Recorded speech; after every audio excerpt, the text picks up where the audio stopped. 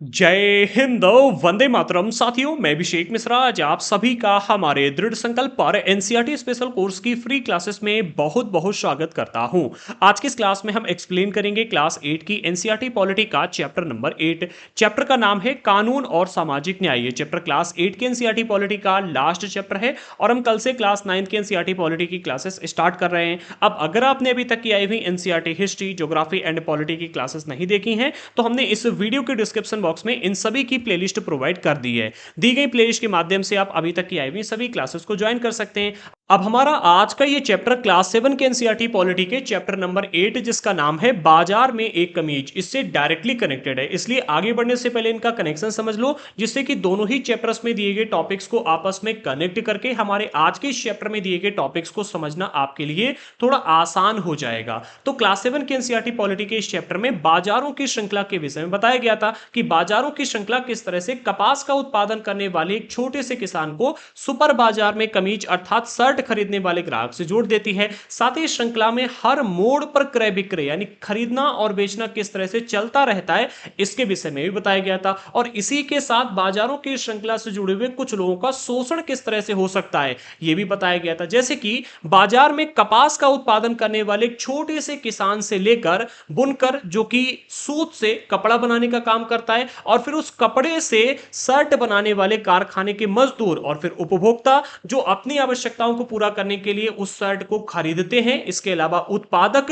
जो कि अन्य उत्पादन गतिविधियों से जुड़े हुए होते हैं, इन सभी का शोषण हो सकता है। बेसिकली क्लास 7 के एनसीईआरटी पॉलिटी के इस चैप्टर से आपको 3 ऐसे टॉपिक मिलते हैं जो कि हमारे आज के इस चैप्टर से डायरेक्टली कनेक्टेड हैं, जिनमें पहला टॉपिक है बाजारों की श्रृंखला किस तरह से एक उत्पादक को ग्राहक से जोड़ती है। दूसरा टॉपिक है इस श्रृंखला में हर मोड़ पर खरीदना और बेचना किस तरह से चलता रहता है। और तीसरा सबसे इंपॉर्टेंट टॉपिक मिलता है कि बाजारों की श्रृंखला से जुड़े हुए कुछ लोग, चाहे वे उत्पादक हो या ग्राहक हो या खरीदने और बेचने से जुड़े हुए लोग हो, इन सभी का शोषण किस तरह से हो सकता है। अब अगर आपने अभी तक क्लास 7 के एनसीईआरटी पॉलिटी के इस चैप्टर को नहीं पढ़ा है तो हमने वीडियो के डिस्क्रिप्शन बॉक्स में इसका वीडियो अलग से दे दिया है, आप जाकर के बाद में देख लेना, ठीक है। अब आज के इस चैप्टर में आपको समझना है कि लोगों को इस तरह के शोषण से बचाने के लिए सरकार कुछ कानून बनाती है। ये कानून किस तरह से बनाती है ये आपको आज के इस चैप्टर में समझना है। साथ ही इन कानूनों के जरिए इस बात की कोशिश की जाती है कि बाजार में अनुचित तौर तरीकों पर अंकुश लगाया जाए।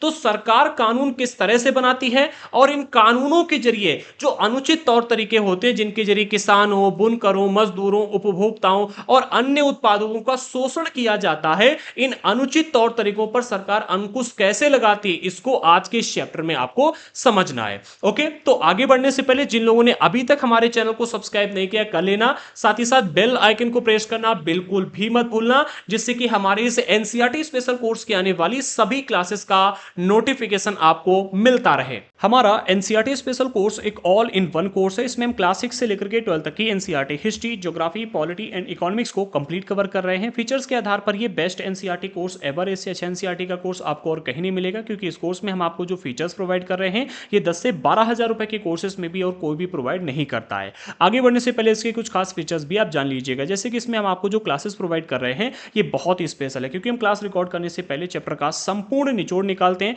थोड़ी रिसर्च करके ये पता लगाते हैं कि कौन कौन से टॉपिक ज्यादा इंपॉर्टेंट है, जिनसे प्रश्न पूछे जा चुके हैं या प्रश्न बनने की संभावना है। इसके बाद पूरे चैप्टर को बेसिक्स के साथ गहराई से एक्सप्लेन किया जाता है, एंड जो मोस्ट इंपॉर्टेंट टॉपिक होते हैं उन पर हम अलग से फोकस करते हैं, उनको हाईलाइट करके रखते हैं। फिर सभी के स्पेशल नोट्स प्रोवाइड किए जा रहे हैं, जिसमें जो मोस्ट इंपॉर्टेंट टॉपिक्स होते हैं उनको हम खास तरह से हाईलाइट करते हैं, जिससे कि आप उन पर अलग से फोकस कर पाएं। फिर आपके डाउट्स को क्लियर करने के लिए एक डाउट ग्रुप और 1-to-1 सेशन का भी ऑप्शन दिया गया है, जो कि 24 आवर एक्टिव रहता है, जिससे कि आपके डाउट्स को इंस्टेंटली क्लियर किया जा सके। फिर इस कोर्स का सबसे हाईलाइटेड फीचर मिलता है टेस्ट सीरीज। देखो, मेरा मानना है प्रैक्टिस मेक बेटर, इसलिए हमने जो टेस्ट सीरीज यहां पर आपको प्रोवाइड की है, ऐसी टेस्ट सीरीज आपको और कहीं भी मिलने वाली नहीं, क्योंकि हमने यहां पर क्या किया है, हर एक चैप्टर से 50 से 100 क्वेश्चन बनाए हुए हैं, जिससे कि आपकी प्रैक्टिस को अच्छा से अच्छा किया जा सके। और यहां पर आप इस चीज को भी समझ लो कि चैप्टर से कितने और किस तरह के प्रश्न बन बन सकते हैं और आपकी प्रैक्टिस भी अच्छी हो जाए। सिर्फ इतना ही नहीं, जो मोस्ट इंपॉर्टेंट टॉपिक्स रहेंगे उन पर आपको क्विज भी प्रोवाइड की जाएगी, जिससे कि आप उन पर अलग से फोकस कर पाएं। और ये सारी चीजें आपको हमारे एनसीईआरटी स्पेशल कोर्स के एक पैकेज में मिल रही हैं। अगर हम फीचर्स के आधार पर देखें तो इसका प्राइस बहुत ज्यादा होगा, लेकिन हमने इसका प्राइस मात्र 2,900 रुपए रखा हुआ है, जो कि हमारा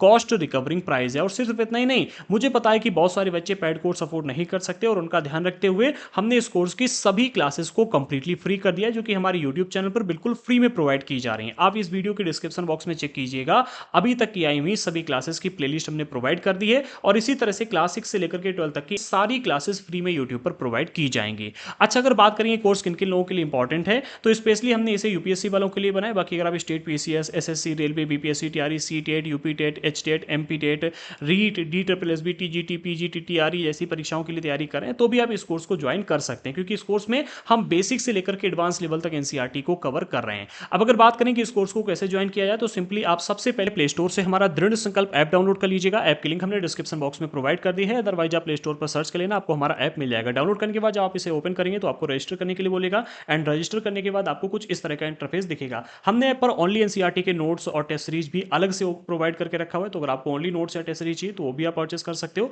कोर्स ज्वाइन करने के लिए आप पेड कोर्स पर क्लिक कीजिएगा। जब आप क्लिक करेंगे तो आपको कुछ इस तरह का इंटरफेस दिखेगा। यहाँ पर सबसे ऊपर एनसीईआरटी स्पेशल कोर्स दिया गया, इसके बाद क्लास 6 to 8 एनसीईआरटी का कोर्स एक हमने रखा हुआ है, और ओनली हिस्ट्री, ओनली पॉलिटी और ओनली ज्योग्राफी के भी कोर्स दिए गए हैं। तो अगर आपको ओनली क्लास 6 से 12 तक की ज्योग्राफी या हिस्ट्री या पॉलिटी पढ़नी है तो वो भी आप यहाँ पर कोर्स ज्वाइन कर सकते हैं। इसे परचेस करने के लिए सिंपली आप इस पर क्लिक कीजिए। जैसे आप क्लिक करेंगे तो कुछ इस तरह का इंटरफेस आपको दिखेगा। यहाँ पर कोर्स के बारे में बताया गया, इसमें आपको क्या क्या चीजें मिलने वाली वो सारा कुछ जानकारी दिया गया, एंड यहाँ पर कंटेंट क्या क्या अभी तक प्रोवाइड किया जा चुका है वो आप देख सकते हैं। इसके बाद बाय नाउ पर क्लिक करके आप कोर्स को सिंपली परचेस कर लीजिएगा। चलिए इसी के साथ में आगे बढ़ते हैं और अपने चैप्टर पर फोकस करते हैं। तो चैप्टर नंबर 8 का नाम है कानून और सामाजिक न्याय, एंड आज के इस चैप्टर में आपको सरकार के द्वारा लोगों को शोषण से बचाने के लिए बनाए जाने वाले विभिन्न कानून समझने हैं। साथ ही आपको यह भी समझना है कि सरकार इन कानूनों के जरिए किस तरह से बाजार में अनुचित तौर तरीकों पर अंकुश लगा करके सामाजिक न्याय प्रदान करती है। ओके, तो चलिए आगे बढ़ते हैं और चैप्टर में दिए गए टॉपिक्स को एक एक करके एक्सप्लेन करते हैं। पहली हेडिंग है बाजार की एक आम स्थिति। यहां पर आपको समझना है कि हमें बाजारों में नॉर्मली किस तरह की स्थितियां देखने को मिलती हैं। इसके बाद हम उन महत्वपूर्ण कानूनों की बात करेंगे जो सरकार के द्वारा विभिन्न पक्षों की सुरक्षा के लिए बनाए गए। ठीक है, तो हम सबसे पहले देख लेते हैं कि हमें नॉर्मली बाजारों में किस तरह की स्थितियां देखने को मिलती हैं। कहा जा रहा है कि निजी कंपनियां, ठेकेदार और कारोबारी लोग आमतौर पर ज्यादा से ज्यादा मुनाफा कमाने की कोशिश करते हैं। मुनाफे की चाह में कई बार वे मजदूरों को उनका हक नहीं देते, और कई बार तो उनका मेहनताना तक नहीं देते। मजदूरों को उनका मेहनताना ना देना कानून की नजर में गैर कानूनी या गलत है। मजदूरों को मेहनताना कम ना मिले या उनको वाजिब मेहनताना मिले, इस बात को सुनिश्चित करने के लिए न्यूनतम वेतन का एक कानून बनाया गया है। अर्थात हमारे यहाँ पर जो प्राइवेट कंपनियां हैं, इसके अलावा ठेकेदार यानी कि जो कॉन्ट्रैक्टर हैं, फिर कारोबारी लोग यानी कि जो व्यापारी लोग हैं, ये नॉर्मली ज्यादा से ज्यादा मुनाफा कमाने के चक्कर में कई बार मजदूरों को उनका हक नहीं देते। देखो, मजदूरों को उनका हक नहीं देने का मतलब है कि मजदूरों से जो काम लिया जाता है उसके बदले उनको जो पेमेंट, जो मजदूरी मिलनी चाहिए वो नहीं दी जाती। जैसे कि एग्जांपल के रूप में मजदूरों से काम लिया जा रहा है 10 से 12 घंटा, ठीक है, और इसके बदले इनको पैसा दिया जा रहा है मात्र 6 से 8 घंटे का। काम लिया जा रहा है 500 रुपए का, और इसके बदले इनको रुपए दिए जा रहे हैं मात्र 300 से 400 के आसपास। ठीक है, तो ये एक तरह से मजदूरों का उनका हक ना देना हो गया, मजदूरों का हक मारना हो गया। और सिर्फ इतना ही नहीं, बहुत सारे क्षेत्रों में हमें ऐसा भी देखने को मिलता है कि मजदूरों को उनका मेहनताना दिया ही नहीं जाता। ये दोनों ही चीजें, चाहे हम मजदूरों को कम मेहनताना दे रहे हैं या फिर मजदूरों को मेहनताना दे ही नहीं रहे, ये दोनों ही चीजें कानून की नजर में गैर कानूनी या फिर गलत हैं। एक तरीके से मजदूरों का शोषण करना है। ठीक है, अब मजदूरों को इस तरह के शोषण से बचाने के लिए, यानी कि मजदूर जो काम कर रहे हैं उसके बदले उनको मेहनताना कम ना मिले या उनको जो मेहनताना मिलना चाहिए वो मिले, अर्थात उनको वाजिब मेहनताना मिले, इस बात को सुनिश्चित करने के लिए न्यूनतम वेतन का एक कानून बनाया गया है। कौन सा कानून बनाया गया है? न्यूनतम वेतन का एक कानून बनाया गया है, याद रखना। ठीक है, अब इस कानून में क्या क्या बातें कही गई हैं ये आगे चलकर के यहां पर आप समझना कि ये कानून क्यों बनाया गया और इस कानून में क्या क्या बातें कही गई। ठीक है, अभी आप अपनी इसी टॉपिक पर फोकस कीजिएगा। आगे बढ़ते हैं। अब जिस तरह से मजदूरों को सुरक्षा प्रदान करने के लिए न्यूनतम वेतन का कानून बनाया गया है, ठीक उसी तरह से बाजार में उत्पादकों और उपभोक्ताओं के हितों की रक्षा के लिए भी कानून बनाए गए हैं। ठीक है, उत्पादक उन्हें कहते हैं जो विभिन्न चीजों का उत्पादन करते हैं, जैसे कि कपास, सब्जी और भी कई सारी चीजें होती हैं, इनका उत्पादन करने वाले होते हैं किसान। ठीक है, इसी तरह से उपभोक्ता उन्हें कहते हैं जो अपनी आवश्यकताओं को पूरा करने के लिए इन विभिन्न चीजों को खरीदकर उनका इस्तेमाल करते हैं। ठीक है, तो जिस तरह से मजदूरों को सुरक्षा प्रदान करने के लिए न्यूनतम वेतन का कानून बनाया गया है, ठीक इसी तरह से उत्पादकों और उपभोक्ताओं के हितों की रक्षा करने के लिए भी कुछ कानून बनाए गए हैं। ठीक है, और इन कानूनों के जरिए मजदूर, उपभोक्ता और उत्पादक, इन तीनों के संबंधों को इस तरह से संचालित किया जाता है कि उनमें से किसी का भी शोषण ना हो। ठीक है, अभी कानून कौन कौन से हैं और किस तरह से इनके संबंधों को संचालित करने का काम किया जाता है, इसको आप यहां पर समझो। तो अगली हेडिंग है विभिन्न पक्षों की सुरक्षा से संबंधित कुछ महत्वपूर्ण कानून। आगे बढ़ते हैं, इरेज कर लेते हैं।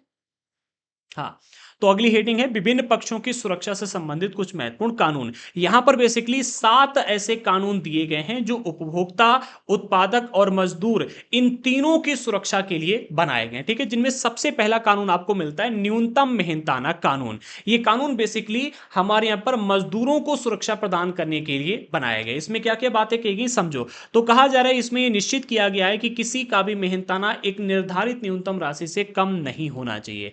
इसमें क्या फिक्स किया गया है, इसमें न्यूनतम राशि तय की गई। अब चूंकि हमारे देश में विभिन्न लोग विभिन्न तरह के काम करते हैं, कोई ड्राइवरी करता है, कोई पढ़ाता है, कोई बहुत बड़ी कंपनी में इंजीनियर की पोस्ट पर काम करता है, कोई निर्माण स्थल पर काम करने के लिए जाता है, कोई खेत में लेबरी करने के लिए जाता है, कोई फैक्ट्री में मजदूरी करने के लिए जाता है, कोई घर में चौका बर्तन या फिर नौकरी करने के लिए चला जाता है, नौकर के रूप में काम करता है। ठीक है, अब चूंकि हमारे यहाँ पर विभिन्न लोग विभिन्न तरह के काम करते हैं, इसलिए सरकार ने क्या किया है, किसी का भी मेहनताना एक निर्धारित राशि से कम ना हो, हर पोस्ट के लिए, हर तरह के कार्य के लिए एक न्यूनतम राशि निर्धारित कर दी है कि अगर आप किसी व्यक्ति को ड्राइवर के रूप में अपने यहां पर रख रहे हो तो उसको कम से कम इतना पेमेंट दिन का मिलना चाहिए। अगर आप किसी को अपने यहां पर घरेलू नौकर के रूप में कार्य दे रहे हो तो उसको कम से कम इतना मिलना चाहिए। फैक्ट्री में काम करने वाले मजदूरों को कम से कम, यानी कि जिस तरह का कार्य है उस तरह की न्यूनतम पेमेंट भी निर्धारित सरकार ने कर दी है। ठीक है, इस बात को आप ध्यान में रखना। ठीक है, इस न्यूनतम मेहनताना कानून में हर कार्य के लिए एक न्यूनतम राशि निर्धारित की गई। इसमें हाईएस्ट राशि निर्धारित नहीं की गई है, आप जितना ज्यादा देना चाहो दे सकते हो। ठीक है, लेकिन कम से कम तो इतना मिले, इस बात को इस कानून में निर्धारित कर दिया गया है। ठीक है, और ये इसके नाम से भी पता चलता है कि न्यूनतम मेहनताना कानून। ठीक है, तो कम से कम कितना मिलना चाहिए ये इसमें निर्धारित किया गया है। आगे कहा जा रहा है कि इसकी जरूरत इसलिए है क्योंकि बहुत से मजदूरों को उनके मालिक सही मेहनताना नहीं देते। चूंकि मजदूरों को काम की जरूरत होती है इसलिए वे सौदेबाजी भी नहीं कर पाते और बहुत कम मजदूरी पर काम करने को तैयार हो जाते हैं। देखो हमारे देश में क्या है, जनसंख्या है ज्यादा, ठीक है, और रोजगार के अवसर है कम, और बहुत सारे क्षेत्र ऐसे जहां पर तो बहुत कम रोजगार के ऑप्शन मिलते हैं, जैसे कि अगर हम बात करें बिहार की, उड़ीसा की, इसके अलावा पश्चिम बंगाल वगैरह की, तो यहां पर आपको रोजगार के ऑप्शन कम मिलेंगे और जनसंख्या ज्यादा मिलेगी। जनसंख्या ज्यादा और रोजगार के ऑप्शन कम होने की वजह से यहां के जो लोग हैं वो कम पैसे पर भी मजदूरी करने को तैयार हो जाते हैं। ठीक है, और इसी बात का फायदा उठा करके जो मालिक लोग हैं इनसे काम ज्यादा लेते हैं और पैसा कम देते हैं और एक तरह से इनका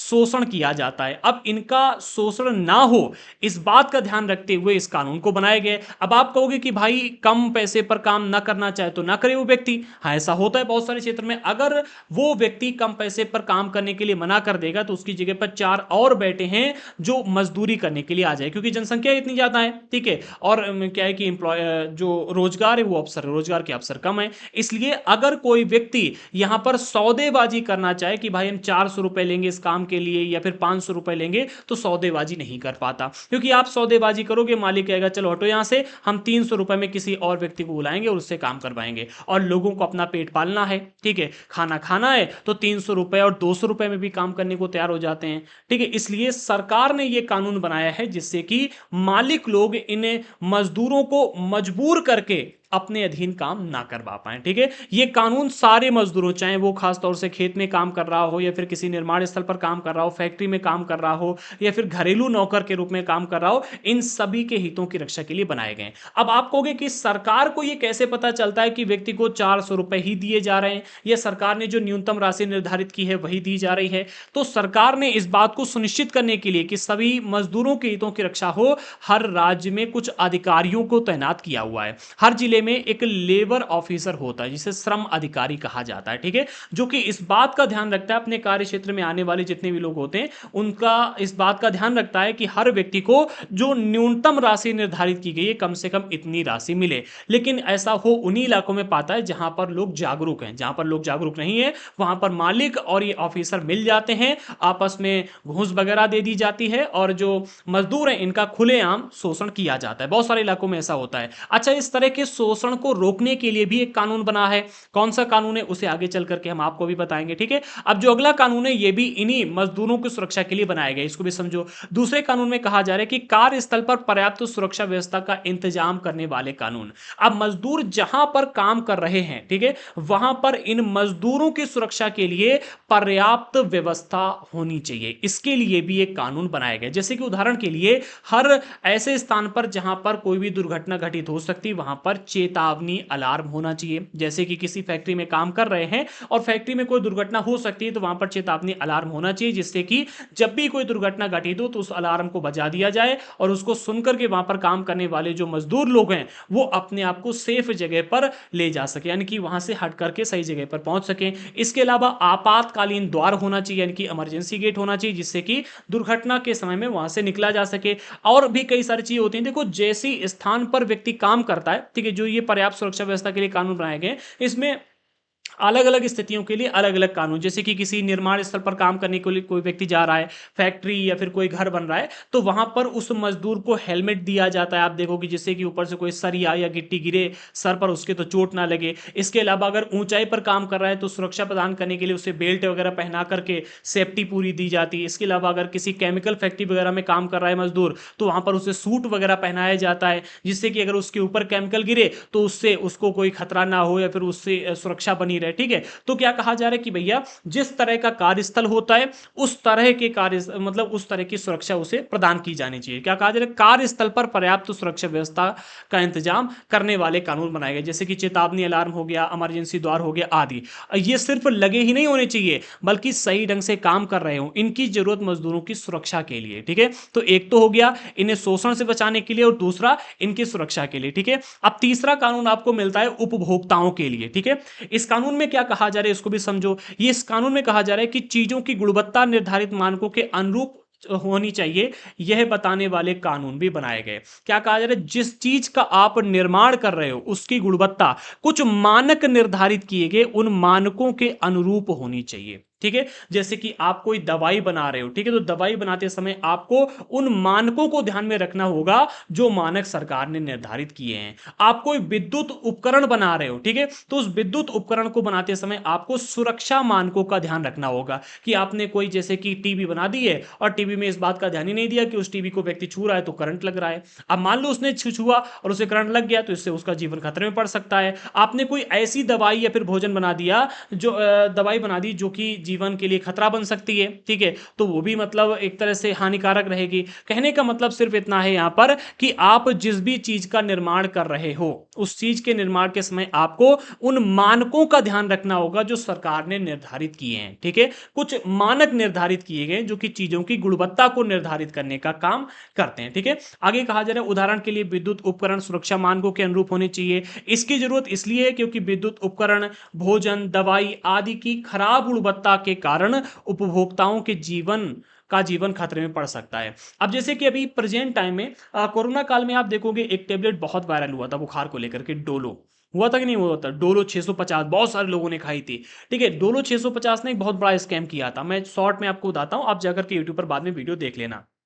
क्या किया था इसने, बहुत अच्छी तरह इसको प्रमोट किया था, ठीक है। और डोलो 650 की जो टेबलेट आती थी उसमें किसी दवाई में आपको 650 mg दवा मिलती थी किसी टेबलेट में, ठीक है। किसी में 1000 mg मिल जाती थी दवा, किसी में 300 mg ही दवा दी गई है, ठीक है, और किसी में 200 mg ही दवा दी गई है। ऐसे इन्होंने क्या किया था, प्रॉफिट ज्यादा कमाने के लिए, ठीक है, जो मानक निर्धारित किए गए थे कि अगर आप 650 mg की बना रहे हो तो उसमें 650 mg ही दवा होनी चाहिए, इस बात का ध्यान ना रखते हुए किसी में 1000 mg डाल दी, किसी में 300 mg डाल दी, किसी में 200 mg डाल दी, किसी में 700, किसी में 800, ऐसे मतलब इन्होंने सुरक्षा मानकों का ध्यान ही नहीं रखा, ठीक है।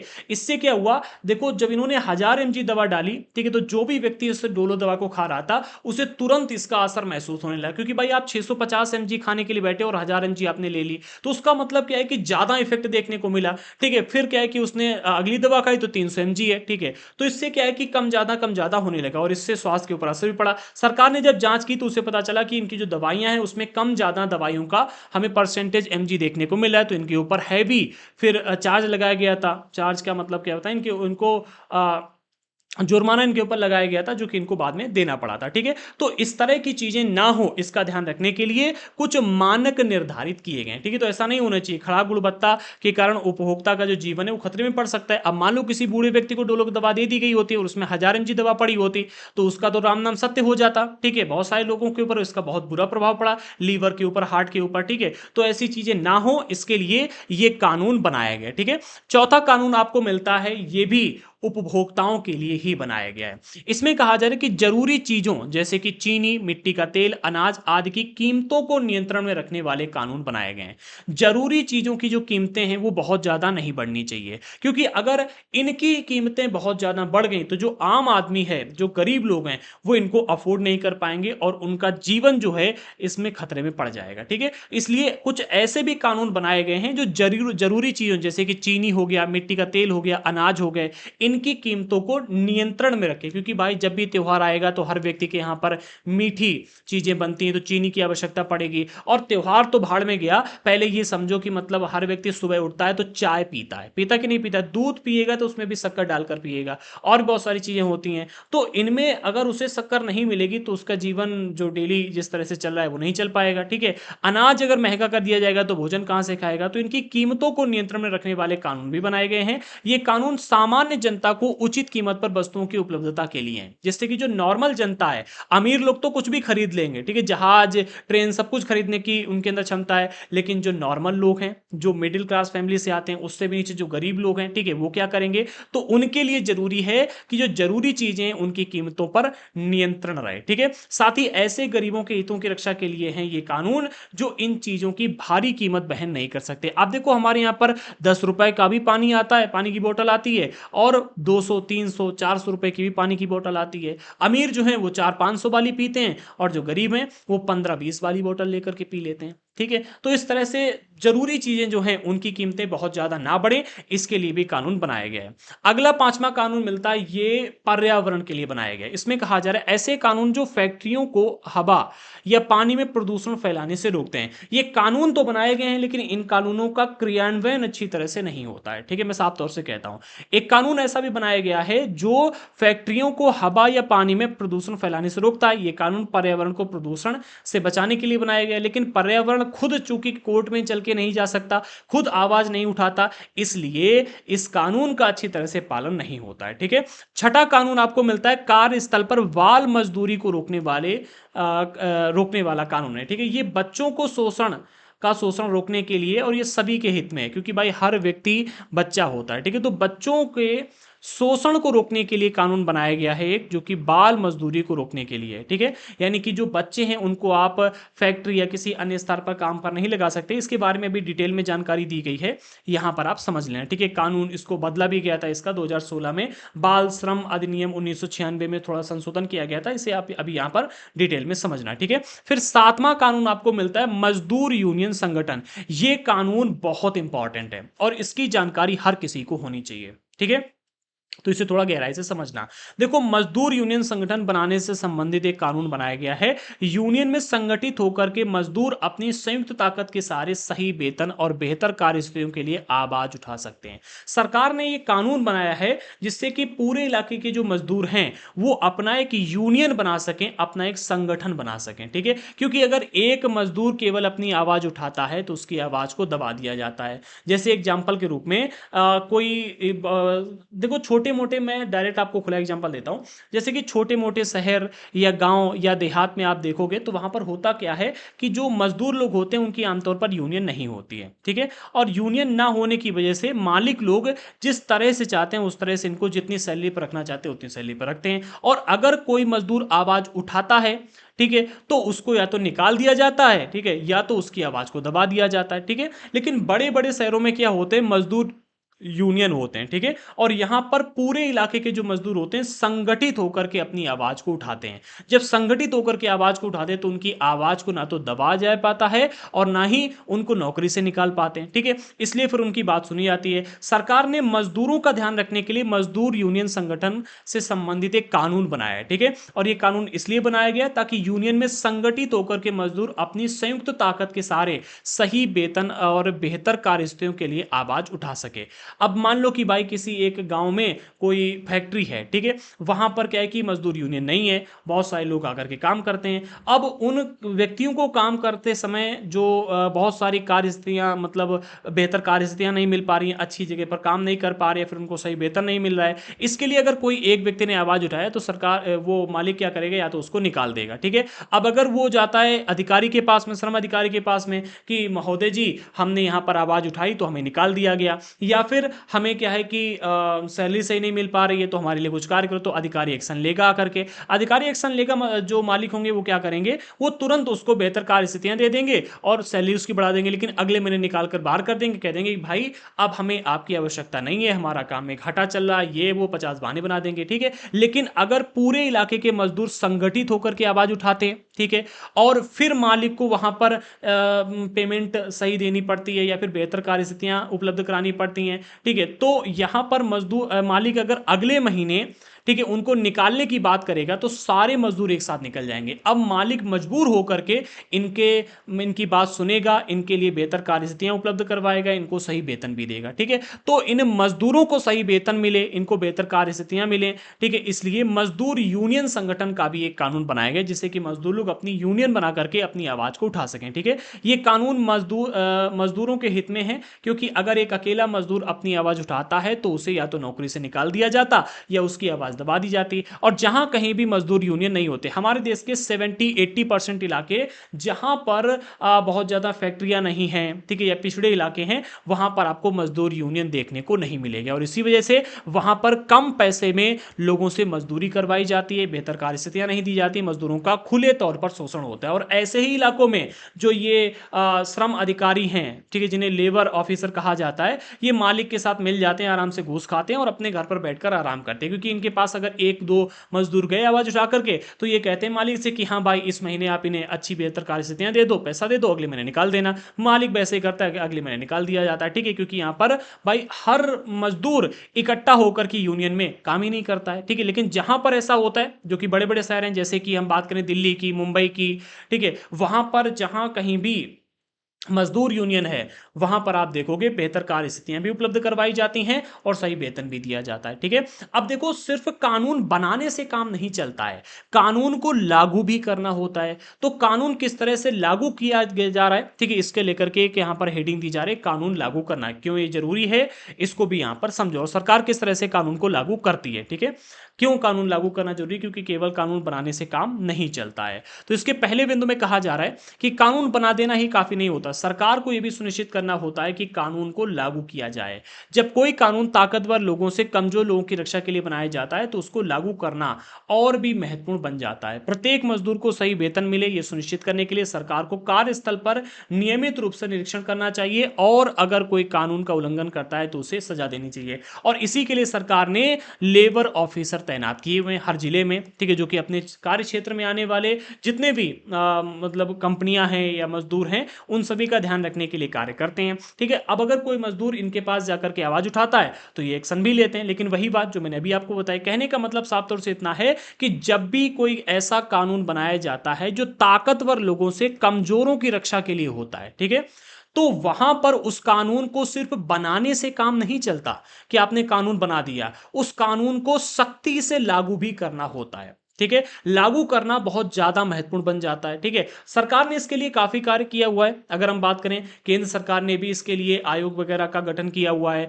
जो राज्य सरकार है वो अपने हर जिले में श्रम अधिकारियों को नियुक्त करता है जिससे कि इसका ध्यान रखा जाए। लेकिन जो पिछड़े इलाके हैं, वही बात, पिछड़े इलाके जो है वहां पर ये अधिकारी और मालिक लोग मिल जाते हैं और मजदूरों का शोषण होता रहता है, ठीक है। तो कानून बनाने से ज्यादा जरूरी होता है कि कानून बनने के बाद उसको सही ढंग से लागू किया जाए, ठीक है। अब प्रत्येक मजदूर को सही वेतन मिले ये सुनिश्चित करने के लिए सरकार को कार्यस्थल पर नियमित रूप से निरीक्षण करना चाहिए। ऐसा होता है, जो ऑफिसर होते हैं निरीक्षण करने के लिए जाते हैं, लेकिन कोई भी मजदूर यहां पर आवाज नहीं उठाता। ठीक है, बहुत सारे इलाकों में जहां कहीं आवाज उठाई जाती है वहां पर आपको मजदूरों का यूनियन देखने को मिलता है, क्योंकि अगर मजदूर शिकायत करने के लिए जाएगा तो उसे अगले महीने से नौकरी पर नहीं रखा जाएगा और कोई भी नई नौकरी पर रखेगा, क्योंकि मालिक जो होते हैं वो अपना यूनियन बनाकर चलते हैं हर इलाके में। आप किसी भी पिछड़े पिछड़े से पिछड़े इलाके में जाओ, हर मालिक का यूनियन मिलेगा लेकिन मजदूरों का यूनियन नहीं मिलेगा। इसीलिए कहते हैं कि भाई अगर आप अपने यहाँ पर मजदूरों को जानते हो तो उनसे कहो कि अपना यूनियन बना करके आगे बढ़ो। ठीक है, अगर कोई कानून का उल्लंघन करता है तो उसे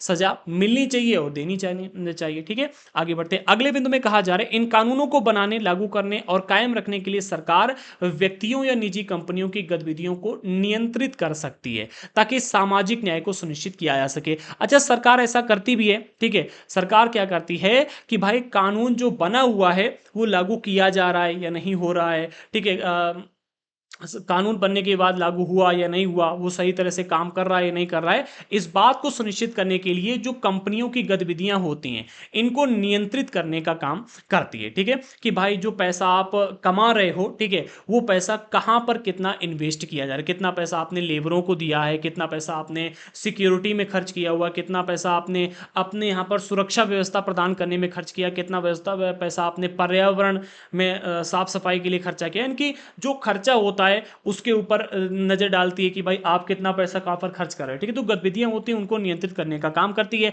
अच्छा, इससे बचने के लिए इन मालिकों ने बहुत अच्छी जुगाड़ निकाली है। आजकल मैं देख रहा हूं जो बहुत सारे प्राइवेट स्कूल हैं, प्राइवेट कॉलेज स्कूल वगैरह है, यहां पर जो प्राइवेट टीचर रखे जाते हैं, ठीक है, सरकार की नजर में इनको 30,000 या फिर इससे ज्यादा सैलरी दी जाती है। कितनी?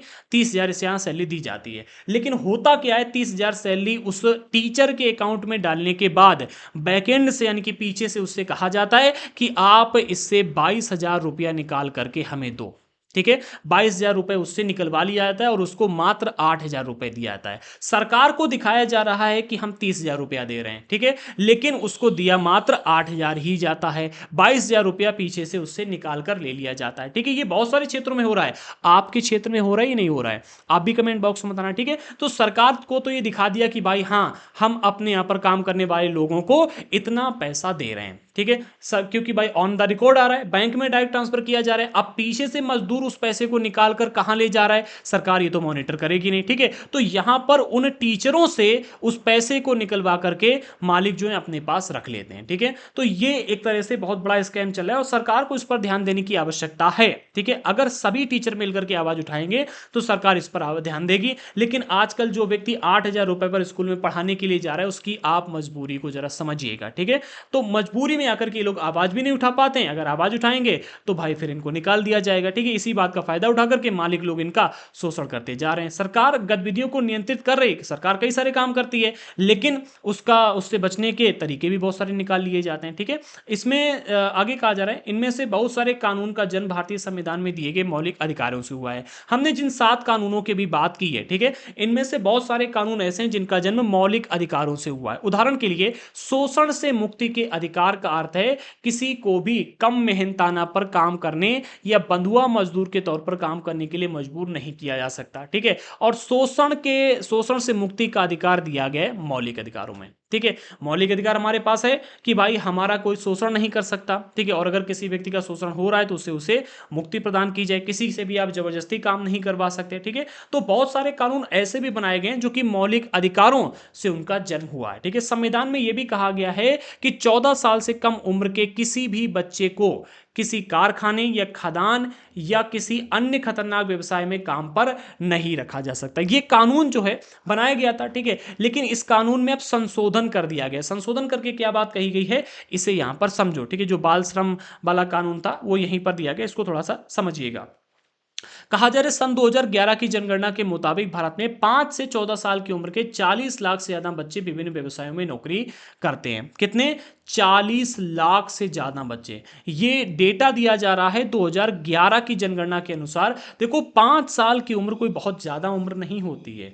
5 साल की उम्र होती है खेलने कूदने की। ठीक है, और हमारे देश में 40 लाख से ज्यादा बच्चे ऐसे हैं जिनकी उम्र 5 साल से 14 साल के बीच में है और ये विभिन्न व्यवसायों में नौकरी करने में लगे हुए हैं। हैं। जरा सोचो इनकी किस्मत कितनी खराब है कि इनका 5 साल उम्र है मात्र और इनको काम पर लगा दिया गया। ठीक है, इनमें से बहुत सारे बच्चे खतरनाक व्यवसायों में हैं, जैसे कि कोई खदान में काम कर रहा है या कोई पटाखा फैक्ट्री में पटाखा बनाने के लिए काम कर रहा था। बहुत सारे बच्चे वो खतरनाक व्यवसायों में भी काम करने में लगे हुए थे। तो 2016 में संसद ने बाल श्रम अधिनियम 1986 में एक संशोधन किया। 1986 में ये बनाया गया था कानून कि किसी भी बच्चे की उम्र, जिसकी उम्र 14 साल से कम है, उसे आप मतलब किसी कारखाने या खदान या किसी अन्य खतरनाक व्यवसाय में काम करने के लिए नहीं रख सकते। ठीक है, लेकिन 1996 सॉरी, ये जो बाल श्रम अधिनियम 1986 था, इसमें 2016 में एक संशोधन किया गया। ठीक है, संशोधन में ये कहा गया कि 14 वर्ष से कम आयु के बच्चों के सभी व्यवसायों में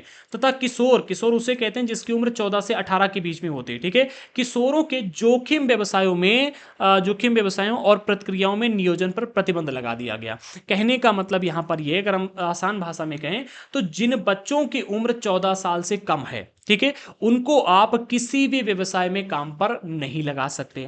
और जिस बच्चे की उम्र 14 साल से 18 साल के आसपास है, ठीक है, उसको आप जोखिम भरे व्यवसाय में काम पर नहीं रख सकते। उसे आप काम पर तो रख सकते हो, ठीक है, क्योंकि अब भाई वो किशोर बन चुका है, ठीक है, तो काम पर तो लगा सकते हो, लेकिन जोखिम भरे काम में नहीं ले जा सकते, जैसे कि खदान में काम करने के लिए नहीं ले जा सकते। ठीक है, आप किसी ऐसे कारखाने में, जैसे कि जहां पर पटाखा बन रहा है या बंदूक की गोलियां बन रही हैं, ऐसे स्थानों पर काम करने के लिए नहीं रख सकते हो। ठीक है, तो 14 साल से 18 साल की उम्र को अब आप प्रेजेंट टाइम में जोखिम भरे व्यवसाय में नहीं लगा सकते। और जिन बच्चों की उम्र 14 साल से कम है, उन्हें आप किसी भी व्यवसाय में काम पर नहीं रख सकते, ये कानून बनाया जा चुका है। ठीक है, तो इसे आप याद रखना। अच्छा, 2017 में एक ऑनलाइन पोर्टल भी लॉन्च किया गया, जो कि ये है, आप अगर चाहो तो इसे सर्च कर सकते हो ऑनलाइन। ठीक है, ये पोर्टल प्रारंभ हुआ है। ये पोर्टल शिकायतें दर्ज कराने, चाइल्ड ट्रैकिंग तथा राष्ट्रीय बाल श्रम परियोजना, जिसे एनसीएलपी कहा जाता है, इसके कार्यान्वयन एवं मॉनिटरिंग के लिए बनाया गया। ठीक है, कि भाई बच्चों का शोषण ना हो, इस बात का ध्यान रखने के लिए इस पोर्टल को लॉन्च किया गया। यहाँ पर क्या है कि शिकायतें दर्ज की जाती हैं, ठीक है, इसके अलावा ट्रैकिंग की जाती है कि कहीं पर बच्चों से गलत काम तो नहीं करवाया जा रहा है। ठीक है, इसके अलावा जो परियोजनाएं आती हैं बाल श्रम को लेकर के, उनके क्रियान्वयन के लिए और मॉनिटरिंग के लिए इस कानून को, सॉरी, इस पोर्टल को लॉन्च किया गया है। ठीक है, आई होप आप इसे समझ पा रहे होंगे। आगे बढ़ते। अच्छा, एक और बात यहां पर आप ध्यान रखना, 14 साल से कम उम्र के जितने भी बच्चे हैं, ठीक है, उनकी शिक्षा की जिम्मेदारी भी सरकार के ऊपर रहती है। ठीक है, उनको शिक्षा प्रदान करने की जिम्मेदारी, याद रखना। अब यहां से आगे आपको समझनी है भोपाल गैस त्रासदी को। ठीक है, ये एक बड़ा टॉपिक है। इसके बारे में हम ऑलरेडी आपको ज्योग्राफी में बता चुके हैं, क्लास 8 में आई थिंक बताया था आपको हमने ज्योग्राफी में। बहुत सारे लोगों को इसके बारे में पता होगा। ये एक बहुत बड़ी औद्योगिक त्रासदी थी। ठीक है, हम ये कह सकते हैं कि दुनिया की सबसे भीषण औद्योगिक दुर्घटनाओं में से एक गिनी जाती है। इसे थोड़ा ध्यान से समझना, एंड इससे में क्या क्या सीख मिलती है, ठीक है, ये बहुत ज्यादा जरूरी है। बहुत सारे फैक्ट इसमें दिए गए हैं। ठीक है, तो अगली हेडिंग है भोपाल गैस त्रासदी, एंड इसके पहले बिंदु में कहा जा रहा है लगभग 40 साल पहले भोपाल में दुनिया की सबसे भीषण औद्योगिक त्रासदी हुई। भोपाल में यूनियन कार्बाइड नामक अमेरिकी कंपनी का कारखाना था, जिसमें कीटनाशक बनाए जाते थे। 2 दिसंबर 1984 को रात के 2 बजे यूनियन कार्बाइड के इसी संयंत्र में मिथाइल आइसोसाइनाइड, जिसे मिग कहा जाता है, गैस रिसने से ये रिसने लगी। ये बेहद जहरीली गैस होती है। बेसिकली यहाँ पर 2-3 फैक्ट दिए जा रहे हैं, जिनको आप चाहो तो नोट कर लो और चाहो तो याद रखना। ठीक है, सबसे पहला, आज से लगभग 40 साल पहले ये दुर्घटना घटित हुई, याद रखना। ठीक है, दूसरी बात ये कि ये दुनिया की सबसे भीषण औद्योगिक त्रासदी है। त्रासदी कई प्रकार की होती है, ये त्रासदी कौन सी है, तो ये औद्योगिक त्रासदी है। ठीक है, और ये दुनिया की सबसे भीषण औद्योगिक त्रासदी में से एक आती है। तीसरा, कहां पर हुई है, तो ये भोपाल में हुई है। कौन सी कंपनी में हुई है, तो यूनियन कार्बाइड नाम की कंपनी में हुई है। ये कंपनी कहां की थी, तो ये अमेरिकी कंपनी है। ये कंपनी में क्या होता था, तो कीटनाशक बनाए जाते थे, याद रखना। ठीक है, ये सारे के सारे फैक्चुअल टॉपिक हैं। इस कंपनी में क्या बनाया जाता था, कीटनाशक बनाए जाते थे। ये दुर्घटना कब हुई थी, तो 2 दिसंबर 1984 को रात में 2 बजे हुई थी। हुआ क्या था, तो इसमें जो ये यूनियन कार्बाइड का संयंत्र है, जो ये पूरी पूरी कंपनी है, जो कारखाना लगा हुआ था, वहां पर मिथाइल आइसोसाइनाइड, जिसे मिग कहा जाता है, ये गैस रिसने लगी थी, अर्थात इसका लीक हो गई थी। ठीक है, और ये गैस जो है बेहद जहरीली गैस मानी जाती है। इससे यहां पर बहुत ही खतरनाक क्या है कि रिएक्शन हुआ और बहुत सारे लोग इसके चपेट में आए थे। किस तरह से चपेट में आए, क्या क्या चीजें हुई, अब उसको भी समझो। फिलहाल हमने यहाँ पर जो आपको फैक्ट बताया उनको याद रखना कि ये एक औद्योगिक त्रासदी है, भोपाल में हुई थी, यूनियन कार्बाइड नाम की कंपनी है। 2 दिसंबर 1984 को यह घटना घटित हुई थी और यहाँ पर मिथाइल आइसोसाइनेट, जिसे मिग कहा जाता है, इस गैस का रिसाव हुआ था, जो कि एक बहुत ही जहरीली गैस है। और इस घटना को अभी तक 40 साल के आसपास टाइम हो चुका है। ठीक है, अगले बिंदु में कहा जा रहा है कि 3 दिन के भीतर 8,000 से ज्यादा लोगों की लोग मौत के मुंह में चले गए थे जब ये घटना घटित हुई। ठीक है, तो इसके 3 दिन बाद, यानी कि उस दिन से शुरू हो गई थी। ठीक है, और 3 दिन के भीतर ही 8,000 से ज्यादा लोग इस गैस के चपेट में आकर के मर गए थे।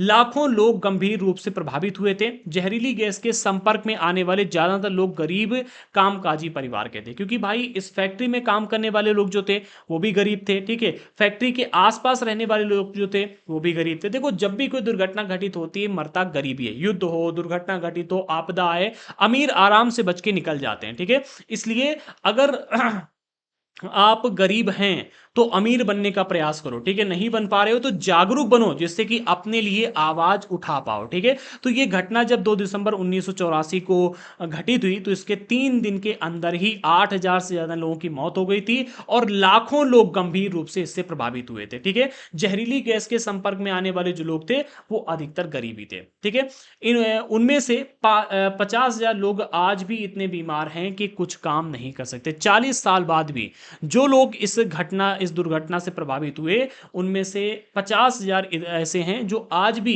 बीमार हैं और कोई काम नहीं कर सकते। जो लोग इस गैस के असर में आने के बावजूद जिंदा रह गए, उनमें बहुत सारे लोग गंभीर श्वास विकारों, आंख की बीमारियों और अन्य समस्याओं से पीड़ित हैं। एक मूवी बनी है द रेलवे मैन नाम से, आप देखना। ठीक है, नेटफ्लिक्स पर आई थी। आजकल अगर आप देखोगे तो सोशल मीडिया पर इधर उधर लिंक मिल जाती हैं, आपको इजिली एक्सेस हो जाएगी, आप उसे देख सकते हो। ठीक है, इस मूवी में इस पूरी की पूरी घटना को दिखाया गया था कि किस तरह से ये घटना घटित हुई और इसके क्या क्या दुष्प्रभाव हुए। ठीक है, जब ये गैस लीक हुई तो क्या हुआ कि आंखों और सांस, इन दोनों पर इसका बहुत बुरा प्रभाव पड़ा था। ठीक है, किसके ऊपर? आंखों पर और सांस फेफड़ों पर इसका बहुत बुरा प्रभाव पड़ा था। इससे लाखों लोग जो हैं इससे प्रभावित हुए थे। लाखों लोग प्रभावित हुए तो बताई दी, 8,000 से ज्यादा मर गए थे। ये डेटा सरकारी डेटा दिया गया था, मरे तो बहुत सारे लोग थे लेकिन 8,000 ही बताया गया था। अब आप तो जानते हो सरकारी डेटा में हेर फेर किया जाता है। और 50,000 लोग बताया जा रहा है कि आज भी इतने बीमार हैं कि वो कोई काम नहीं कर सकते। ठीक है, इसमें जो लोग बीमार हैं या आज जिंदा हैं वो या तो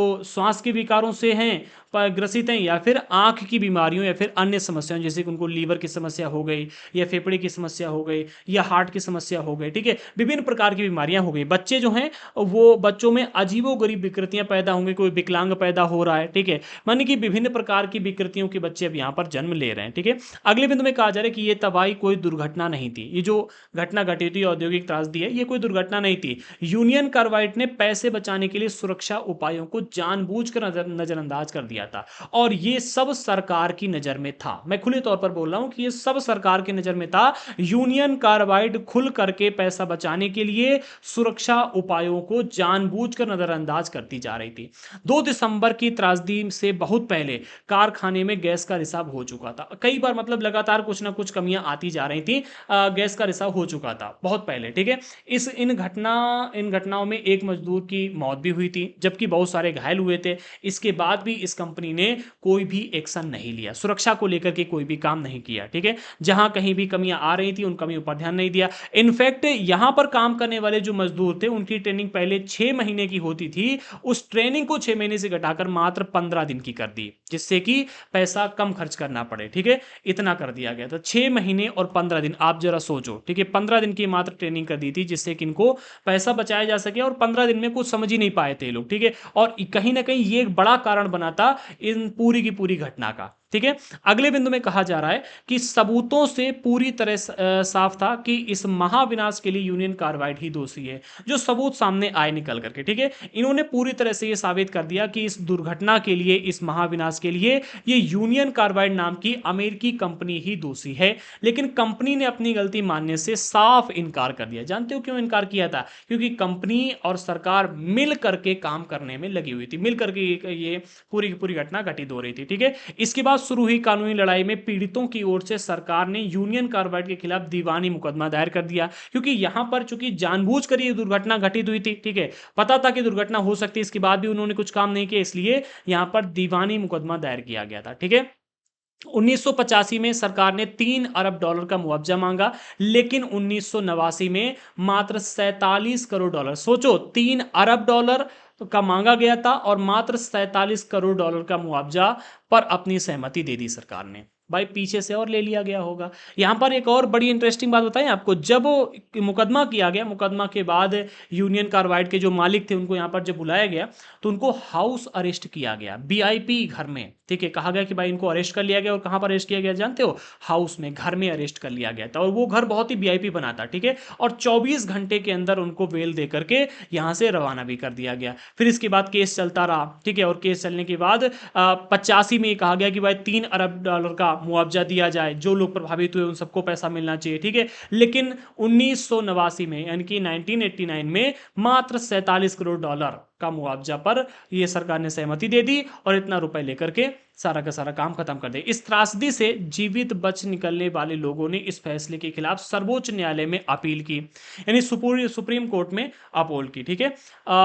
मगर सर्वोच्च न्यायालय ने भी इस फैसले में कोई भी बदलाव नहीं किया, क्योंकि भाई यहां पर सरकार और कंपनी मिलकर के काम कर रही थी, सरकार देख रही थी, सरकार को इस बात के लिए बताया जा रहा था। बहुत सारे लोग थे जो मतलब एक दो ऐसे न्यूज एंकर थे, या फिर कहें कि भाई एक ऐसे पत्रकार थे जो इसके खिलाफ काम करने में लगे हुए थे, सरकार को अवगत करा रहे थे कि भाई कभी भी दुर्घटना हो सकती है, ठीक है। जांच भी बैठी थी, जांच ने बताया था कि कभी भी दुर्घटना हो सकती है, इसके बाद भी सरकार को एक्शन ले नहीं रही थी। तो ये मतलब खुले मनमानी तरह से ये भी काम करते जा रहे थे। तो सरकार ने भी इनको मतलब जब इन्होंने $47 करोड़ देने की बात की तो सरकार मान गई, ठीक है। यहाँ पर कोर्ट भी मान गया, और सारा का सारा जो लोग थे उनका यहां पर शोषण हुआ एक तरह से, ठीक है। अगले बिंदु में कहा जा रहा है यूनियन कार्बाइड ने कारखाना तो बंद कर दिया इस दुर्घटना के बाद, लेकिन भारी मात्रा में विषैले रसायन वहीं छोड़ दिए, ठीक है। अब भाई जिन रसायनों के फैलने से इतनी बड़ी दुर्घटना घटित हुई, ठीक है, उनको उनको साफ करना भी जरूरी था, लेकिन उन्होंने क्या किया? साफ आप कुछ नहीं किया, उन रसायनों को वहीं छोड़ दिया और अपना निकल लिए। ये सारे रसायन रिस रिस कर जमीन में जा रहे हैं, जिससे वहां का पानी दूषित हो रहा है। अब यह संयंत्र डाओ केमिकल नाम की कंपनी के कब्जे में, जो इसकी साफ सफाई का जिम्मा उठाने को तैयार नहीं है। इस डाओ केमिकल नाम की कंपनी ने इस कारखाने को अपने अंदर में तो ले लिया, ठीक है, इस संयंत्र को अपने अंतर्गत ले लिया, लेकिन साफ सफाई नहीं कर रही। आज अगर आप इसके वीडियोस देखोगे यूट्यूब पर, आज भी मौजूद हैं, तो आपको देखने को मिलेगा कि यहां पर घास आस पूरी जमी हुई है और वैसा ही पड़ा हुआ है जैसा कि जब दुर्घटना हुई थी तब था, ठीक है। यहां पर कोई भी काम साफ सफाई को लेकर नहीं किया गया। जो रसायन है वो रिस रिस कर जमीन के अंदर जा रहे हैं, और अंडरग्राउंड वाला जो पानी है उसको दूषित करने में लगे हुए हैं, और सरकार भी इसके लिए कोई काम नहीं कर रही है, ठीक है। बहुत सारे लोग इसके लिए आवाज भी उठा रहे, बट हो कुछ नहीं रहा है, ठीक है। अगले बिंदु में कहा जा रहा है 24 साल बाद भी लोग न्याय के लिए संघर्ष कर, 24 नहीं 40 साल होगा, ठीक है। आज भी लोग न्याय के लिए संघर्ष कर रहे हैं। बे पानी ये 24 साल ना एनसीईआरटी की बुक में दिया गया था, ठीक है। और पिछले एक मिनट, यहाँ पर भी 24 साल ही लिखा था, बट मैंने कैलकुलेट करके यहाँ पर तो सही कर दिया, बट यहाँ पर ध्यान नहीं रखा, आप याद रखना, ठीक है। यानी कि आज भी आप कह सकते हो, ठीक है, 40 साल बाद या फिर आज भी लोग न्याय के लिए संघर्ष कर रहे हैं। वे पीने के साफ पानी, स्वास्थ्य सुविधाओं और यूनियन कार्बाइड के जहर से ग्रस्त लोगों के लिए नौकरी की मांग कर रहे हैं। बहुत सारे लोग ऐसे हैं जो कि आज भी इसके लिए आवाज़ उठा रहे हैं कि भाई हम इस कंपनी के जहर से जो ग्रसित हुए हैं, हम अपना घर का खर्चा नहीं चला पा रहे, हमें कुछ नौकरी की व्यवस्था की जाए, या हमें स्वास्थ्य सुविधाएं उपलब्ध कराई जाएं। हमारी क्या गलती थी, हम तो भाई अपने घर में थे और कंपनी ने इतना बड़ा जो तो दुर्घटना कर दी और हम भी ग्रसित हो गए। तो उनकी तो कोई गलती नहीं थी। जो आम लोग थे अपने घरों में आराम से लेटकर सो रहे थे सर्दियों में, कुछ लोग थे जो अपने घर पर कोई कार्यक्रम कर रहे थे, कुछ लोग थे जो बारात में आए थे, कुछ लोग थे जो अपने नानी के घर में आए थे घूमने के लिए, वो सब इससे प्रभावित हुए। तो इससे प्रभावित जो लोग हुए हैं वो आज भी सरकार से गुहार लगा रहे हैं, न्याय के लिए संघर्ष करने में लगे हुए हैं कि भाई हम कुछ कर नहीं सकते क्योंकि हम इस तरह से इस यूनियन कार्बाइड के जहर से ग्रसित हो चुके। तो हमारे लिए कुछ नौकरी का इंतजाम किया जाए, साफ पानी का इंतजाम किया जाए, या स्वास्थ्य सुविधाएं दी जाए। लेकिन सरकार जो है आलाटारी करने में लगी हुई। उन्होंने यूनियन कार्बाइड के चेयरमैन, जिनका नाम था एंडरसन, याद रखना इस कंपनी के चेयरमैन का नाम क्या था, एंडरसन, को सजा दिलाने के लिए आंदोलन चलाया। जब आंदोलन चलाया, ठीक है, तो ये आए थे यहाँ पर, इनको हाउस अरेस्ट किया गया था, और हाउस अरेस्ट करने के बाद में वीआईपी ट्रीटमेंट देकर के इनको यहाँ से भेज दिया गया था, विदेश चले गए थे। ठीक है, ज़्यादा देर रुके भी नहीं थे। ये हाउस अरेस्ट तो एक नाम का किया गया था कि हाँ भाई इनको अरेस्ट कर लिया गया। सरकार जनता को बस टॉफी देना चाहती थी, एक तरीके के लॉलीपॉप जो दे दिया था। ठीक है, अब अगली हेडिंग है एक मजदूर की कीमत क्या होती है। मजदूरों के लिए यहाँ पर थोड़ी सी बातें कही जा रही हैं, तो थोड़ा ध्यान से समझना। ठीक है, तो पहले बिंदु में कहा जा रहा है अगर आप भोपाल के महाविनाश की वजहों को समझना चाहते हैं तो सबसे पहले ये जानना पड़ेगा कि यूनियन कार्बाइड ने भारत में ही अपना कारखाना क्यों खोला। ये जो महाविनाश हुआ है ना भोपाल में, ठीक है, अगर आप इसके कारणों को समझना चाहते हो तो आपको ये समझना होगा कि इसने भारत में ही अपना कारखाना क्यों खोला था। ठीक है, पहले इसके कारण को समझो। ठीक है, तो अगले बिंदु में कहा जा रहा है विदेशी कंपनियों के भारत आने का एक कारण यहाँ का सस्ता श्रम था। यहाँ पर लेबर बहुत ही कम पैसे में मिल जाते थे। ठीक है, तो सस्ते श्रम के कारण विदेशी कंपनियां भारत में आना शुरू कर दिया। ठीक है, अगर ये कंपनियां अमेरिका या किसी और विकसित देश में काम करें, ठीक है, तो उन्हें भारत जैसे गरीब देशों के मजदूरों के मुकाबले वहां मजदूरों को ज्यादा वेतन देना पड़ता था। और सिर्फ वेतन ही ज्यादा नहीं देना पड़ता था, भारत में न केवल कम कीमत पर काम करो। एक मिनट, हाँ पहले इतना समझ लो। देखो क्या था कि अगर ये कंपनियां भारत के अलावा अन्य किसी भी देश में, अन्य किसी विकसित देश में जाकर अपना कारखाना लगाती थी तो वहां पर मजदूरों को उन्हें न केवल वेतन ज्यादा देना पड़ता था, बल्कि अगर उनसे ज्यादा काम करवा देते तो उसका उनको ओवर टाइम देना पड़ता था। इसके अलावा आवास की सुविधा देनी होती थी। इसके अलावा और भी बहुत सारी चीजें थी, स्वास्थ्य से रिलेटेड बहुत सारी सुविधाएं देनी होती थी, क्योंकि वहां पर लोगों ने सख्त कानून बना करके रखे हुए थे। अब भारत में क्या था कि भारत में 1984 85, ठीक है, ये एक ऐसा टाइम था जब कानून बहुत सख्त नहीं बनाए गए थे, कानून ढीले डाले थे और नेता लोग आराम से घूस खा करके शांति से बैठे रहते थे। तो इसी बात का फायदा उठा करके विदेशी कंपनियों ने एक तो सस्ता श्रम देखा, ऊपर से ढीले ढाले कानून देखे। इन दोनों चीजों का फायदा उठा करके भारत में अपनी कंपनी को लगाया। क्या कहा जा रहा है, भारत में न केवल वे कम कीमत पर काम करवा सकती थी, बल्कि यहां के मजदूरों को ज्यादा घंटों तक भी काम कर सकते थे। एक मिनट, यहां के मजदूर ज्यादा घंटे तक भी काम कर सकते थे। यहां मजदूरों के लिए आवास जैसी दूसरी चीजों पर भी खर्च की जरूरत नहीं होती थी। कहने का मतलब यह है कि यहां पर जो मजदूर लगाए गए थे वो उनसे ज्यादा घंटे तक काम भी करवाया जा सकता था, उनको आवाज देने की भी आवश्यकता नहीं थी। ठीक है, जबकि अगर अन्य किसी देश में अपनी कारखाना लगाते थे तो वहां पर ज्यादा घंटे तक काम भी नहीं करवा सकते थे, पैसा भी ज्यादा देना होता था, आवाज भी बनवाना होता था। इसके अलावा और भी खर्चे थे। ठीक है, पर भी खर्चे की जरूरत नहीं। हाँ, इस तरह ये कंपनियां यहां कम लागत में ज्यादा मुनाफा कमा सकती। तो कम लागत में ज्यादा मुनाफा कमाने के चक्कर में ये जो कंपनियां हैं इन्होंने आकर के भारत में अपना संयंत्र खोला। अन्य जगहों पर उनको स्वास्थ्य को लेकर के भी काम करना होता था मजदूरों के। ठीक है, उनके आवास की व्यवस्था करनी होती थी, ज्यादा पैसे भी देने होते थे और ओवर टाइम भी नहीं करवा पाती थी। ठीक है, तो वहां पर उनको कम फायदा होता था, भारत में ज्यादा फायदा दिखा तो आकर के भारत में अपना संयंत्र खोल दिया। अगले पॉइंट में बताया जा रहा है कि लागत में कटौती के तरीके इतने खतरनाक भी हो सकते हैं।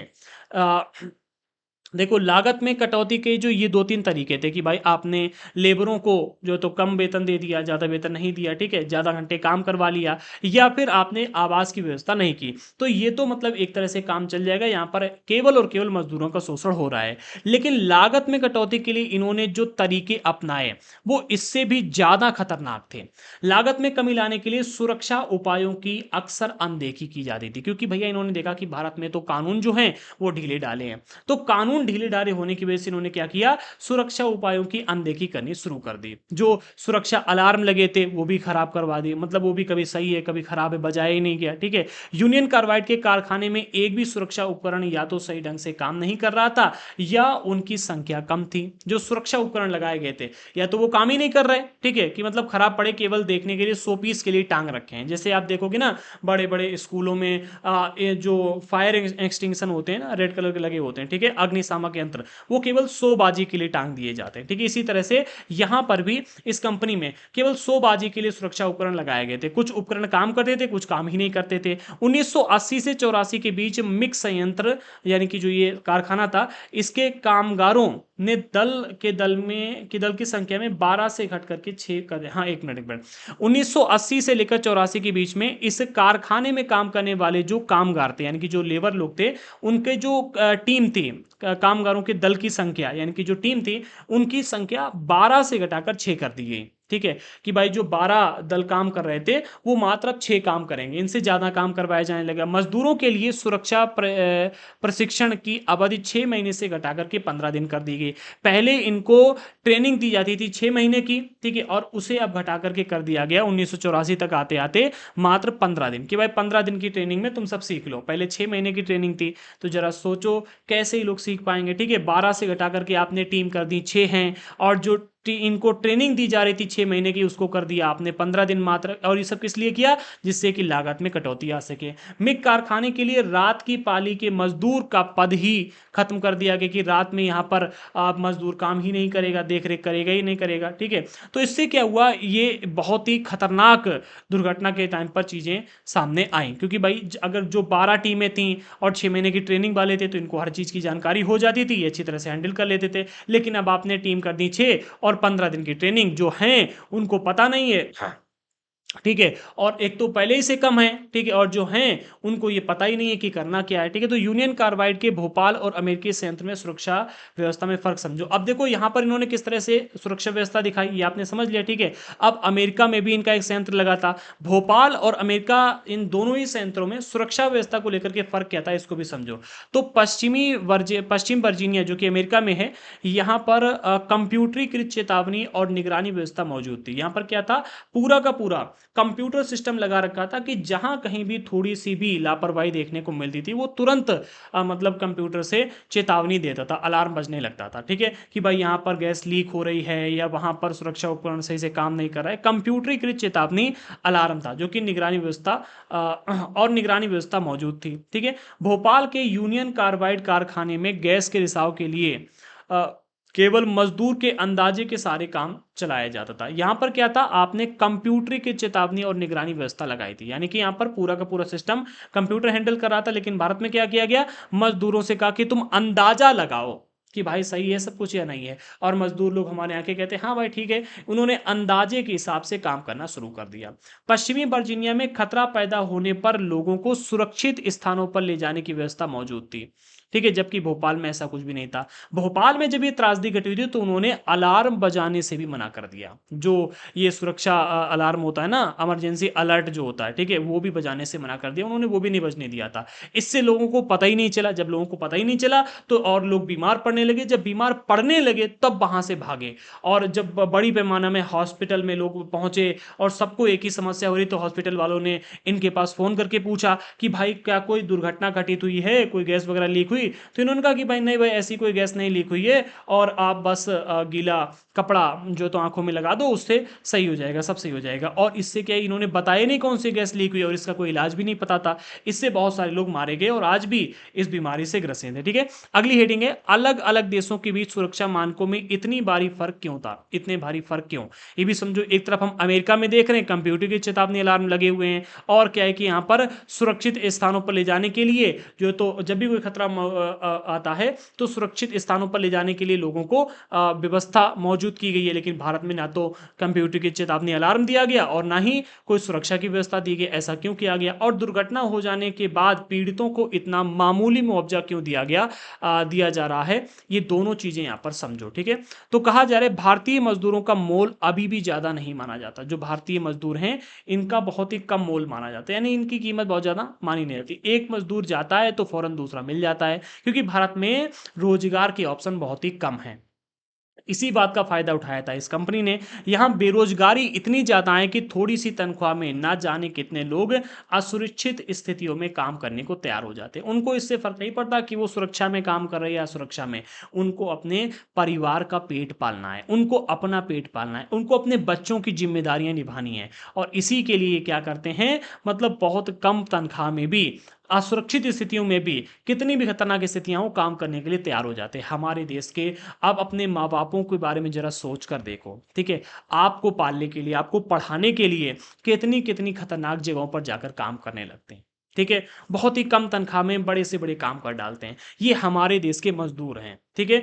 क्यों? अच्छा, इसके पीछे का एक कारण ये भी कि हमारे यहाँ पर चूंकि बहुत ज़्यादा रोजगार नहीं है, तो ये लोग मोल तोल भी नहीं कर पाते हैं, ठीक है। और जितना पैसा मिलता है उतने में काम करने के लिए तैयार हो जाते हैं। अगर आप ऐसा कहोगे कि हम भाई इतने पैसे में काम नहीं कर पाए, वो कहेंगे कि पहली फुर्सत में निकलो, और उसके लिए चार लोग आके खड़े हो जाएंगे कि हम करेंगे काम, हमें दो, क्योंकि हर व्यक्ति को अपने परिवार का पेट पालना है, ठीक है। आगे बढ़ते हैं। मजदूरों की इस कमजोरी का फायदा उठाकर मालिक कार्यस्थल पर सुरक्षा की जिम्मेदारी से बच जाते हैं।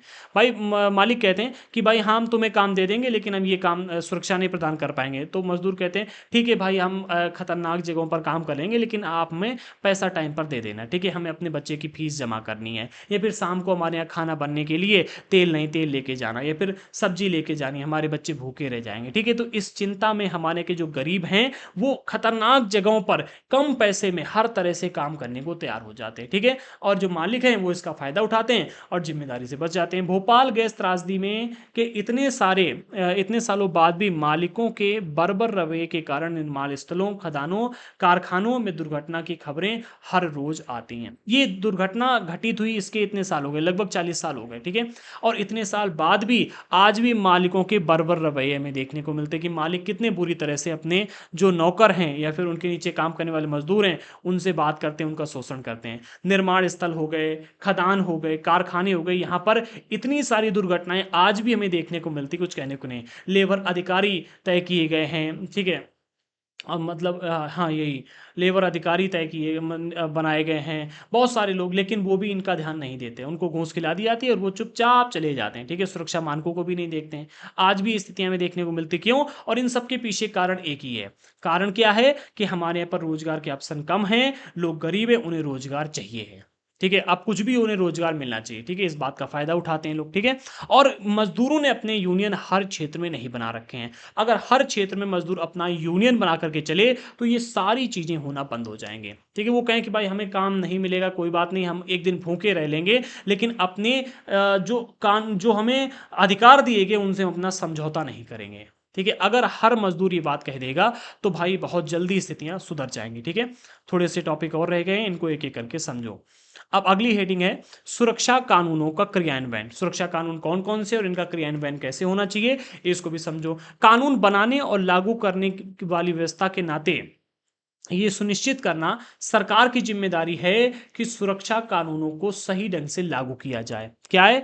कानून बनाने और लागू करने वाली संस्था कौन है? सरकार है। कानून कौन बनाती है? सरकार बनाती है। लागू कौन करती है? सरकार करती है, ठीक है। तो कानून बनाने और लागू करने वाली संस्था के नाते सरकार की ये जिम्मेदारी बनती है कि वो कानून को सही ढंग से लागू करे और सही कानून बनाए। सरकार को इस बात का भी ध्यान रखना चाहिए कि अनुच्छेद 21 में दिए गए जीवन के अधिकार का उल्लंघन ना हो, ठीक है। अब अगर किसी व्यक्ति को आप खतरनाक जगह पर बिना सुरक्षा के काम करने के लिए भेजोगे तो वहां पर उसके जीवन के अधिकार का उल्लंघन होगा, और सरकार को इस बात का ध्यान रखना है कि अनुच्छेद 21 में दिए गए जीवन के अधिकार का उल्लंघन नहीं होना चाहिए, ठीक है। तो इसके लिए सरकार को यहां पर सही ढंग से कानून लागू करने होंगे। जब यूनियन कार्बाइड संयंत्र में सुरक्षा मानकों की इस तरह खुलेआम अवहेलना हो रही थी तो सरकार क्या कर रही थी, यहां पर एक प्रश्न बनता है, ठीक है।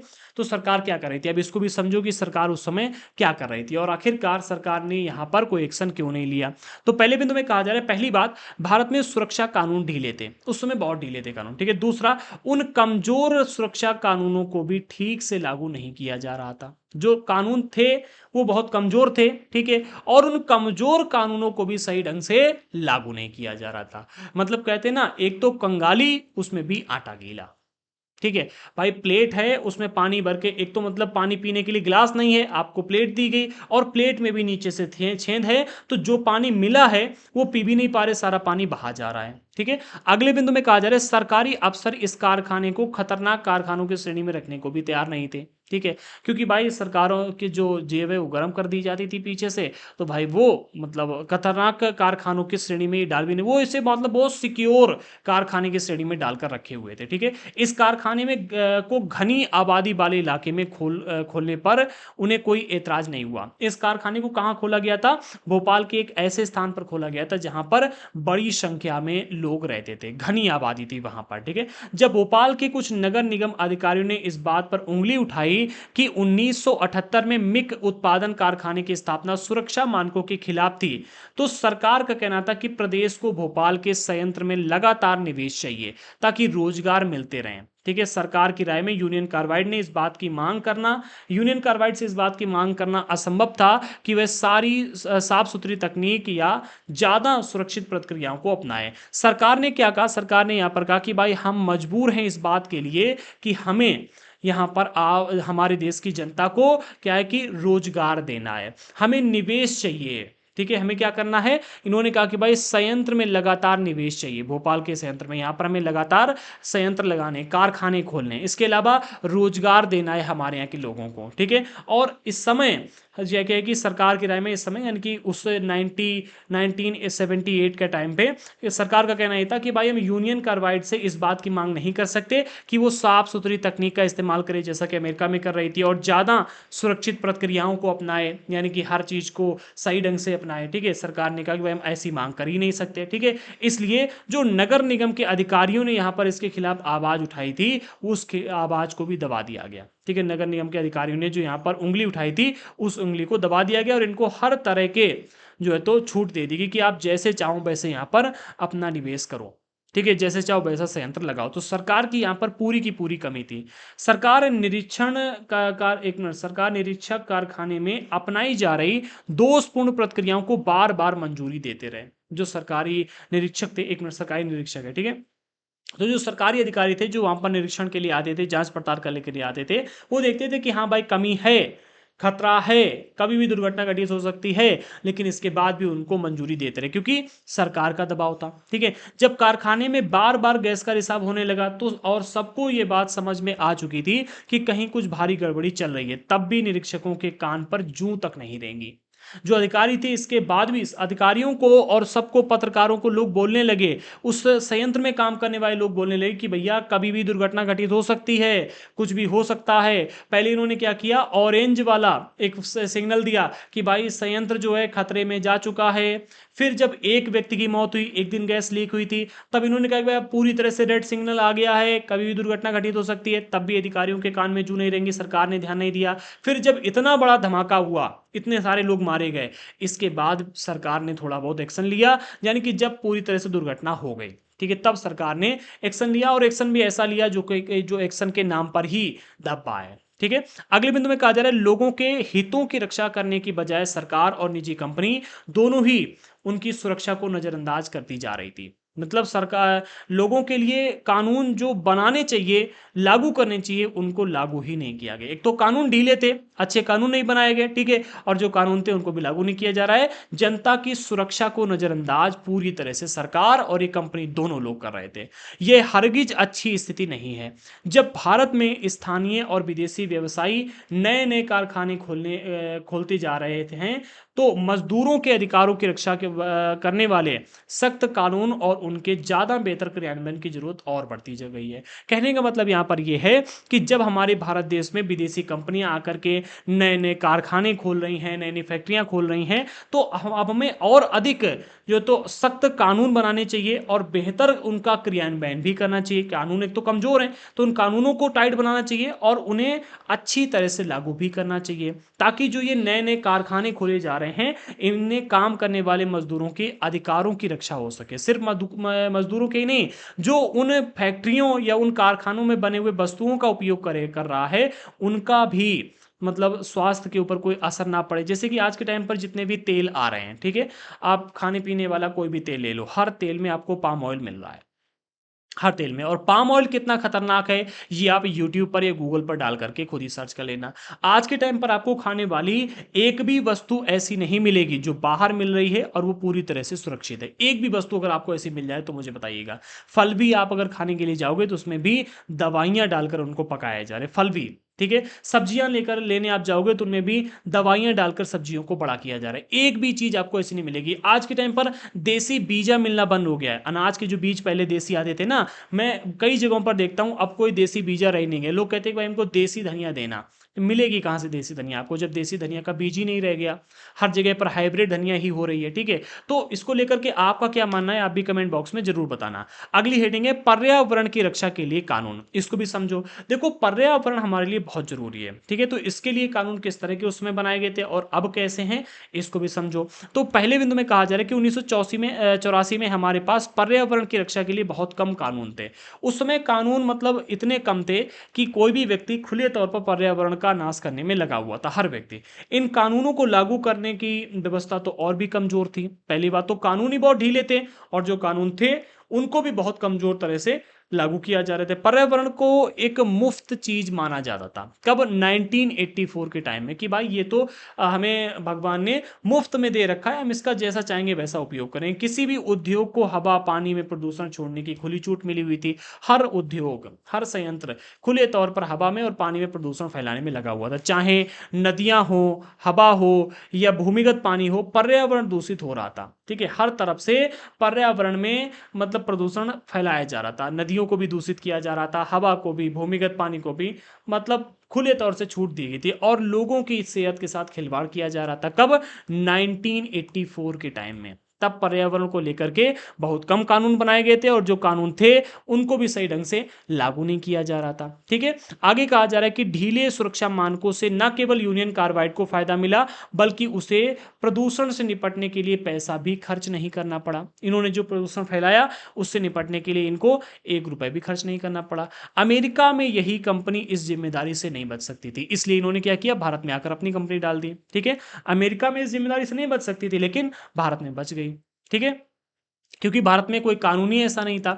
अगले बिंदु में कहा जा रहा है, भोपाल त्रासदी ने पर्यावरण के मुद्दों पर अगली कतार, एक मिनट, भोपाल भोपाल त्रासदी ने पर्यावरण के मुद्दों को अगली कतार में ला दिया। जब भोपाल की त्रासदी हुई, ठीक है, तो विभिन्न लोगों ने क्या किया, पर्यावरण के मुद्दों पर आवाज उठानी शुरू कर दी। ठीक है, पहला तो सुरक्षा मानक आ गए। ठीक है, दूसरा पर्यावरण को अगली कतार में लाकर खड़ा कर दिया कि अभी जो कंपनियां हैं पर्यावरण को और अधिक नुकसान ना पहुंचाएं। कई लाख लोग कारखाने से निकली जहरीली गैस का शिकार बन गए थे।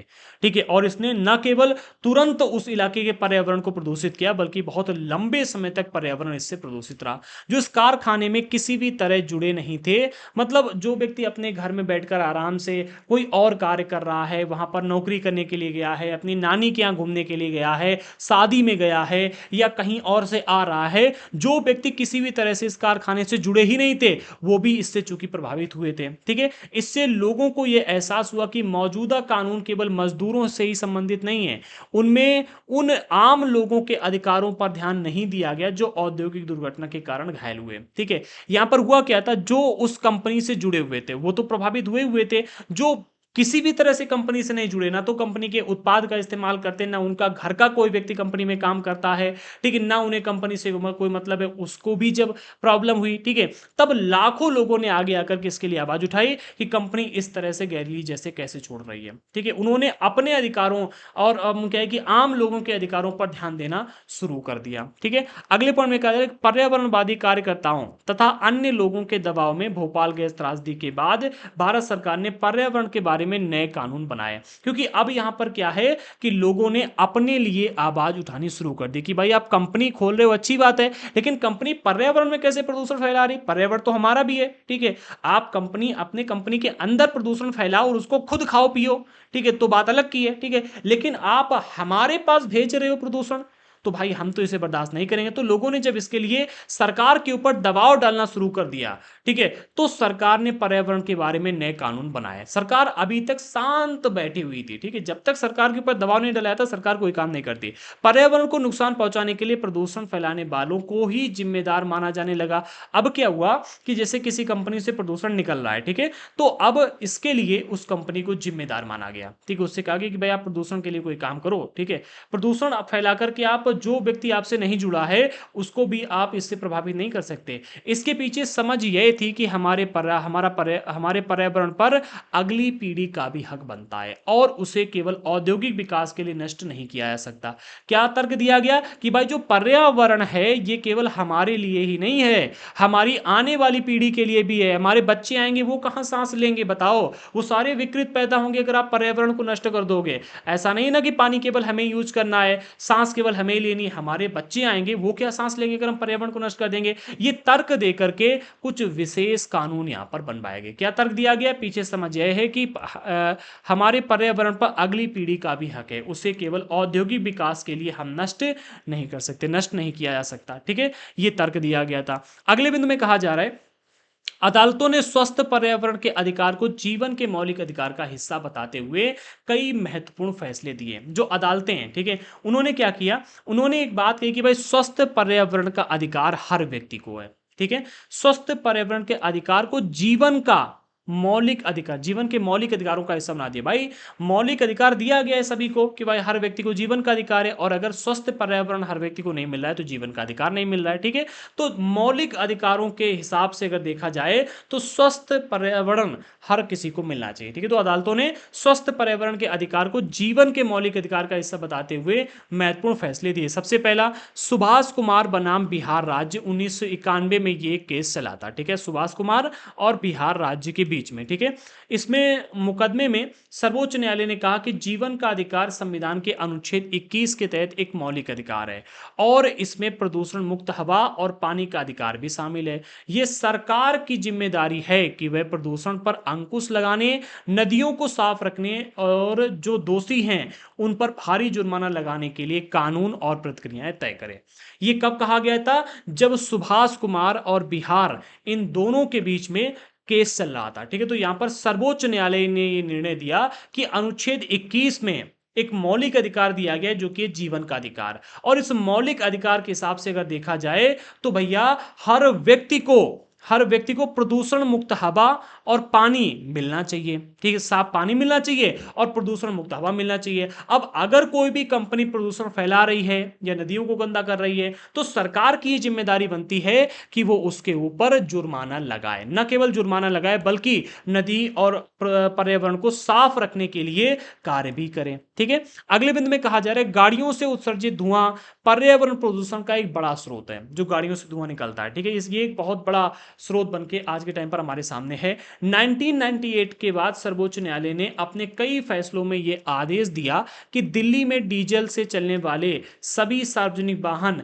कंप्रेस्ड नेचुरल गैस, जिसे सीएनजी कहा जाता है, इस ईंधन का इस्तेमाल करें, क्योंकि जो सीएनजी है इससे बहुत ही कम प्रदूषण होता है, लगभग ना के बराबर। ठीक है, इससे कम प्रदूषण होता है लगभग ना के बराबर, जबकि डीजल से प्रदूषण ज्यादा होता है। ठीक है, तो गाड़ियों से जो धुआं निकलता है इससे प्रदूषण को बहुत बड़ा खतरा होता है, और आजकल तो गाड़ियां कितनी बढ़ गई हैं आप खुद ही जानते हो। ठीक है, तो इस खतरे को देखते हुए 1998 में सर्वोच्च न्यायालय ने यानी कि सुप्रीम कोर्ट ने कई फैसलों में एक मिनट कई फैसलों में यह आदेश दिया था कि दिल्ली में चूंकि सबसे ज्यादा प्रदूषण फैलता है, इसलिए यह आदेश दिया था कि जो सार्वजनिक वाहन हैं उन्हें सीएनजी पर आधारित किया जाए। ठीक है, इन प्रयासों से दिल्ली जैसे शहरों में वायु प्रदूषण में काफी गिरावट आई, और आज के टाइम पर तो इलेक्ट्रिक वाहनों को इतना अधिक प्रमोट किया जा रहा है जिससे कि मतलब इस प्रदूषण को रोका जाए। ठीक है, इलेक्ट्रिक वाहन ज्यादा प्रमोट किया जा रहा है। लेकिन centre for science and environment नई दिल्ली की एक ताजा रिपोर्ट में कहा गया है कि हवा में विषैले पदार्थों का स्तर ऊंचा हुआ है। अच्छा, इस ऊंचे होने के पीछे के कारण क्या है जानते हो?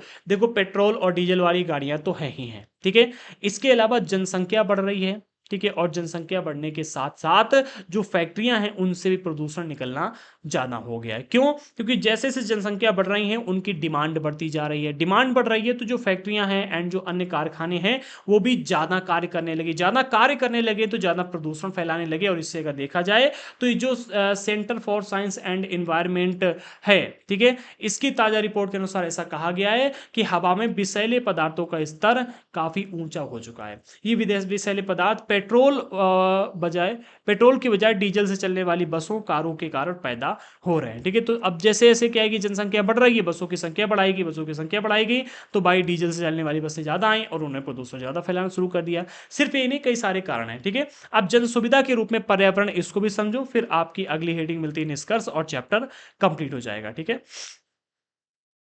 तो हेडिंग है जन सुविधा के रूप में पर्यावरण। और पहले बिंदु में कहा जा रहा है कि हाल के वर्षों में न्यायालयों ने पर्यावरण से जुड़े मुद्दों पर कई कड़े आदेश दिए हैं। ऐसे कई आदेशों से लोगों की रोजी रोटी पर भी बुरा असर पड़ा है। मिसाल के तौर पर अदालत ने आदेश दिया कि दिल्ली के रिहायशी इलाके में काम करने वाले उद्योगों को बंद कर दिया जाए या उन्हें शहर से बाहर दूसरे इलाकों में भेज दिया जाए। इनमें से कुछ कारखानों को नियमों के हिसाब से नहीं चलाया जा रहा था, जिससे वातावरण और यमुना नदी भी प्रदूषित हो रही थी। अब देखो, जैसे जैसे हमारे देश की जनता जागरूक हो रही है, वो पर्यावरण जैसे मुद्दों पर खुले तौर पर बोलना, आवाज उठाना और कई तरह के कार्य करना शुरू कर दिया है। और इसी हिसाब से अगर देखा जाए तो न्यायालयों ने भी पर्यावरण जैसे जो मुद्दे हैं उन पर कड़े आदेश देना शुरू कर दिया है। ठीक है, और इसका कई बार जो हमारे देश की आम जनता है उसकी रोजी रोटी पर भी बुरा असर पड़ा है। जैसे कि एग्जाम्पल के रूप में यहां पर अदालत ने दिल्ली में रिहायशी इलाके में जो उद्योग काम कर रहे थे, दिल्ली के रिहायशी इलाके वो हैं जहां पर घनी आबादी, ठीक है, तो दिल्ली की घनी आबादी वाले इलाके में जो उद्योग काम कर रहे थे, अदालत ने आदेश दिया कि या तो इन उद्योगों को पूर्ण रूप से बंद कर दिया जाए या फिर एक जगह से उठा करके शहर से बाहर कहीं दूसरी जगह पर इनको स्थापित किया जाए। अब इससे हुआ क्या कि इन उद्योगों से जो लोग जुड़े हुए थे, जो इन उद्योगों में जाकर के काम करते थे, पैसा कमाते थे, और इन उद्योगों की वजह से जिनके घर की रोजी रोटी चल रही थी, उनके ऊपर इसका बुरा प्रभाव पड़ा। अब इससे यहां पर एक प्रश्न बनता है कि आखिरकार अदालत ने ऐसा आदेश क्यों दिया कि भाई इन उद्योगों को या तो बंद कर दिया जाए या फिर यहां से हटाकर कहीं और भेज दिया जाए। तो इसके पीछे का कारण बताया जा रहा है कि इनमें से कुछ उद्योग ऐसे थे, कुछ कारखाने ऐसे थे जो नियमों के हिसाब से नहीं चल रहे थे। अब नियमों के हिसाब से ना चलने की वजह से, इन उद्योगों की वजह से वातावरण और यमुना नदी ये दोनों प्रदूषित हो रहे थे। तो वातावरण और यमुना नदी को प्रदूषित होने से रोकने के लिए यहां पर अदालत ने यह आदेश दिया कि इन उद्योगों को रिहायशी इलाकों से हटा दो और कहीं अन्य जाकर के आप लगाओ, ठीक है, जिससे कि इन इलाकों में जो प्रदूषण फैल रहा है उसको रोका जा सके। अब ये जो इन्होंने अदालत ने फैसला सुनाया है ये सही नहीं है। क्यों सही नहीं है, अगले बिंदु में समझो। देखो, कारखानों के बंद हो जाने से बहुत सारे मजदूरों के रोजगार खत्म हो गए, ठीक है, जो उस इलाके में रह रहे थे, जिससे कि वो इलाका रिहायशी इलाका बना था, क्योंकि उस इलाके में अधिकतर वही लोग रह रहे थे जो उन उद्योगों के ऊपर निर्भर थे, उद्योग में काम करते थे, उससे जो पैसा मिलता था इससे उनकी रोजी रोटी चलती थी। इससे हुआ क्या, इन उद्योगों को अगर बंद कर दिया जाए या वहां से हटा दिया जाए तो जो लोग उन उद्योगों पर निर्भर थे उनकी रोजगार जो है वो खत्म हो गया, ठीक है, और बहुतों को दूर दराज के इलाकों में जाना पड़ा जहां उन कारखानों को दोबारा से चालू किया गया था, ठीक है। बहुत सारे लोग जो कि जा सकते थे वो उन इलाकों में जाकर के रहने लगे जहां पर इन उद्योगों को ले जाकर के दोबारा से स्थापित किया गया। अब जो समस्या पहले दिल्ली के रिहायशी इलाकों में थी, प्रदूषण वाली, वातावरण और यमुना नदी में जो प्रदूषण फैलाया जा रहा था, अब प्रदूषण की समस्या इन इलाकों में पैदा हो गई।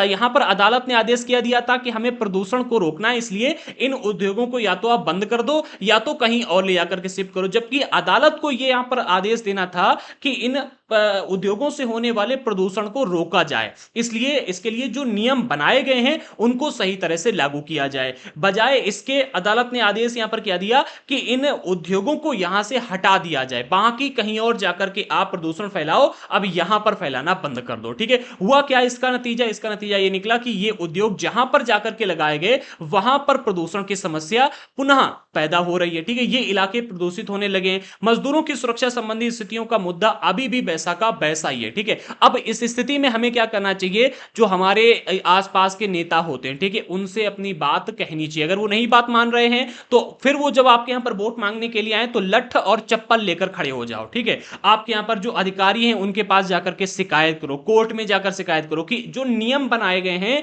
उन नियमों का पालन करवाओ। इतने सारे सोशल मीडिया अकाउंट हैं, उनको उनके ऊपर ट्रेंड चलाओ जिससे कि सरकार को इस बात की जानकारी हो, कोर्ट को इस बात की जानकारी हो कि जो फैसला सुनाया गया कि भाई यहां से हटा करके अब वहां प्रदूषण फैलाओ जाकर के। क्यों फैलाओ प्रदूषण, प्रदूषण को पूर्ण रूप से खत्म करने का कोई इंतजाम नहीं कर सकती है कि ये जो उद्योग हैं या फिर कारखाने हैं, ठीक है, तो प्रदूषण को खत्म करने का इंतजाम किया जाए, ना कि प्रदूषण को एक जगह से दूसरी जगह पर शिफ्ट करने का काम किया जाए, ठीक है। तो इसके लिए हमें आवाज उठानी चाहिए। भाई कोर्ट ने तो आदेश दे दिया कि या तो बंद कर दो या हटा दो, ठीक है, तो उन्होंने क्या किया, वहां से हटाकर कहीं और प्रदूषण फैलाने लगे, ये गलत है, ठीक है। अब वही कहा जा रहा है कि भाई जो मजदूरों की सुरक्षा संबंधी स्थितियां हैं उनका जो मुद्दा था जिसको लेकर के कोर्ट में केस किया गया था वो अभी वैसा का वैसा ही है, ठीक है। अगले पॉइंट में कहा जा रहा है अब चुनौती ऐसे समाधान ढूंढने की है जिनमें स्वच्छ वातावरण का लाभ सभी को मिल सके, ठीक है, ये चुनौती है हमारे सामने कि ऐसा समाधान कैसे ढूंढा जाए जिससे कि सभी लोगों को स्वच्छ वातावरण मिल सके। और इसका समाधान मैंने आपको बता दिया कि जब आपके यहां पर नेता लोग वोट मांगने के लिए आए तो लठ और चप्पल दोनों लेकर खड़े हो जाओ, ठीक है।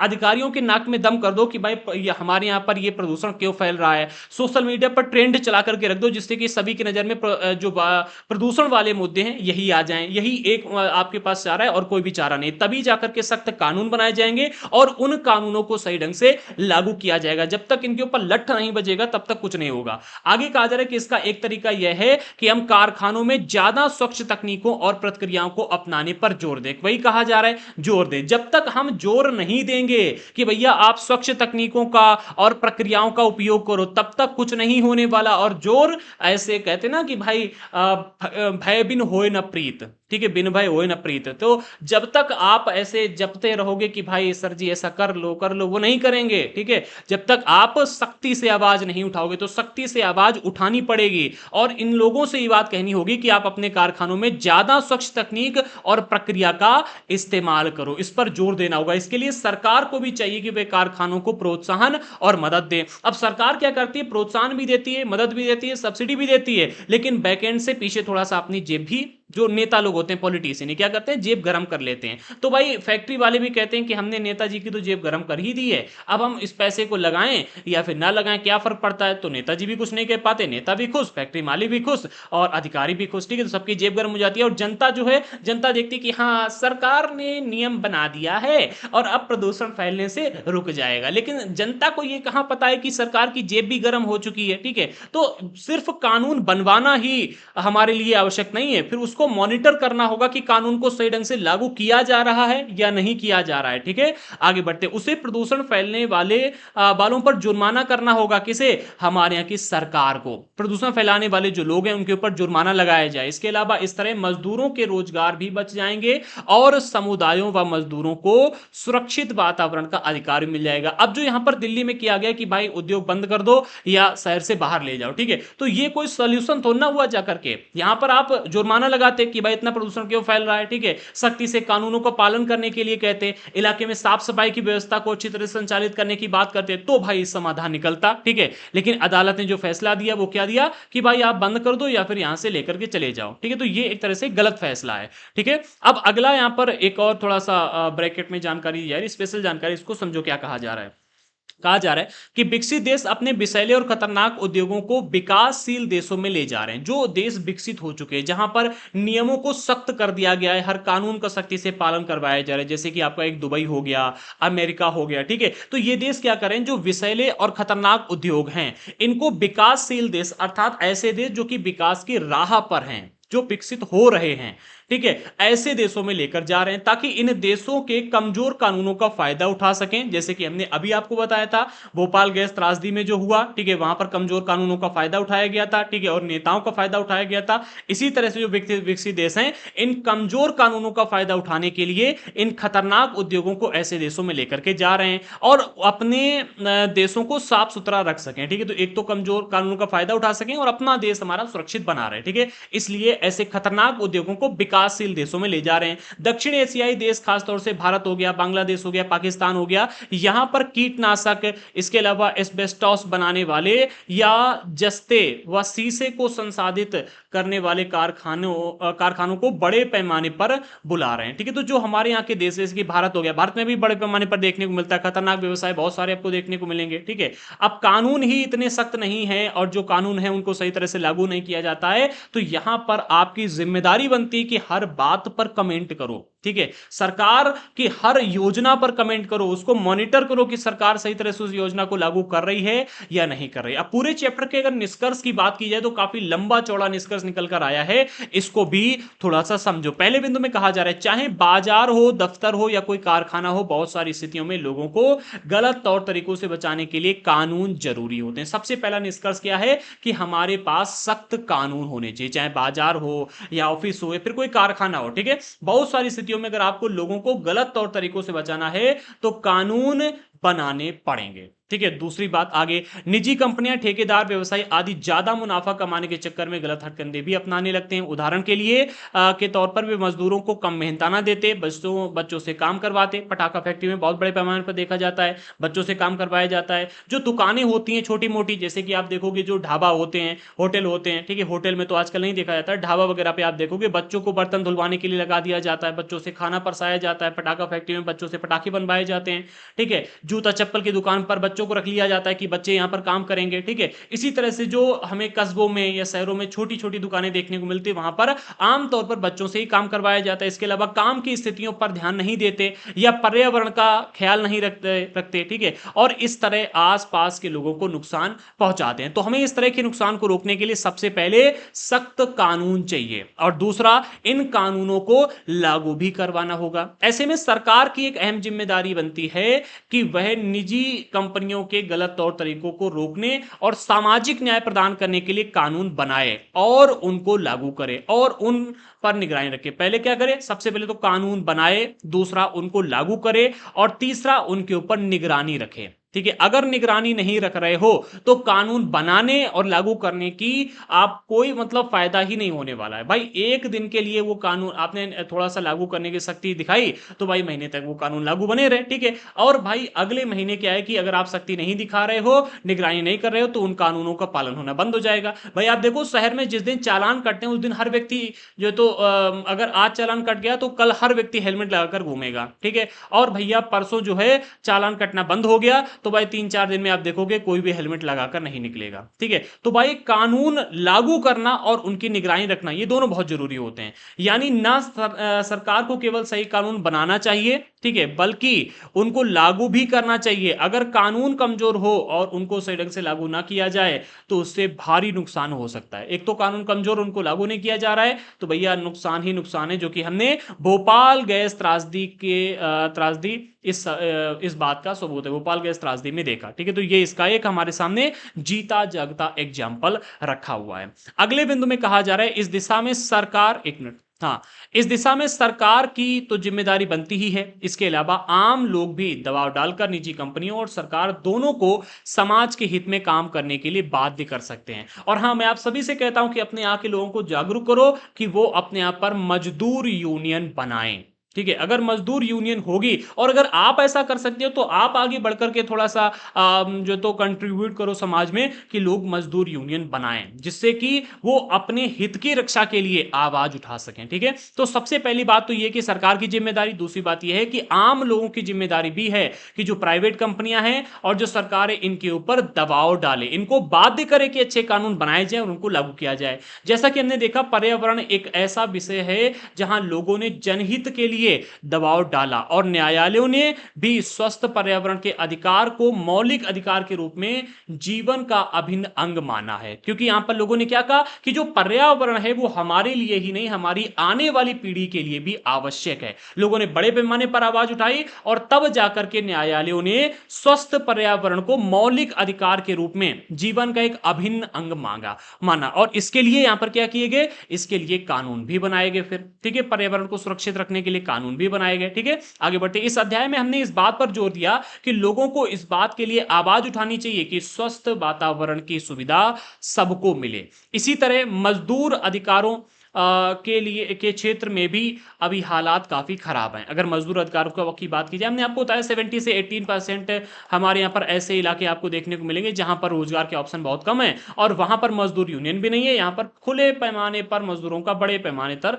शोषण होता है, ठीक है। और फिर हर इलाके में, ठीक है, हर इलाके में एक एक शराब का ठेका खोल दिया गया है, वाइन शॉप खोल दी गई, ठीक है। और वहां पर 65 से 70 के आसपास शराब मिल जाती है, तो वो मजदूर सुबह से शाम तक काम करके आते हैं और फिर ठेके पे देते हैं रुपए और लेते हैं पौवा और पी के घर पे जाते हैं और माँ बहन को माँ को छोड़ दो, बहन पत्नी को, विशेष तौर पर पत्नी को, माँ को, बहन को मारपीट करते हैं और दंगा फसाद करते हैं। आपके यहाँ पर होता है कि ऐसा बताना जरा आपके इलाकों में, ठीक है। तो ऐसा होता है, सरकार को इन दोनों पर एक्शन लेना चाहिए। एक तो शराब के ठेकों को बैन करना चाहिए, शराब पूर्ण रूप से बैन होनी ही चाहिए। बिहार में बैन की गई, इसके बाद भी बैन नहीं है, इसके ऊपर जब तक सख्ती से कार्रवाई नहीं होगी तब तक कुछ नहीं होने वाला, ठीक है। तो क्या कहा जा रहा है, इस तरह से मजदूर अधिकारों के क्षेत्र में भी अभी हालात काफी खराब है। मैंने 2-3 चीजें आपको बता दी, ठीक है। आगे लोगों को इस बात बात के लिए आवाज उठानी चाहिए कि कामगारों के अधिकारों की रक्षा के लिए सख्त कानून बनाए जाएं। जो काम कर रहे हैं लोग, जो मजदूर हैं, इनके लिए भाई सख्त कानून बनाए जाएं ताकि सबको जीवन का अधिकार मिल सके।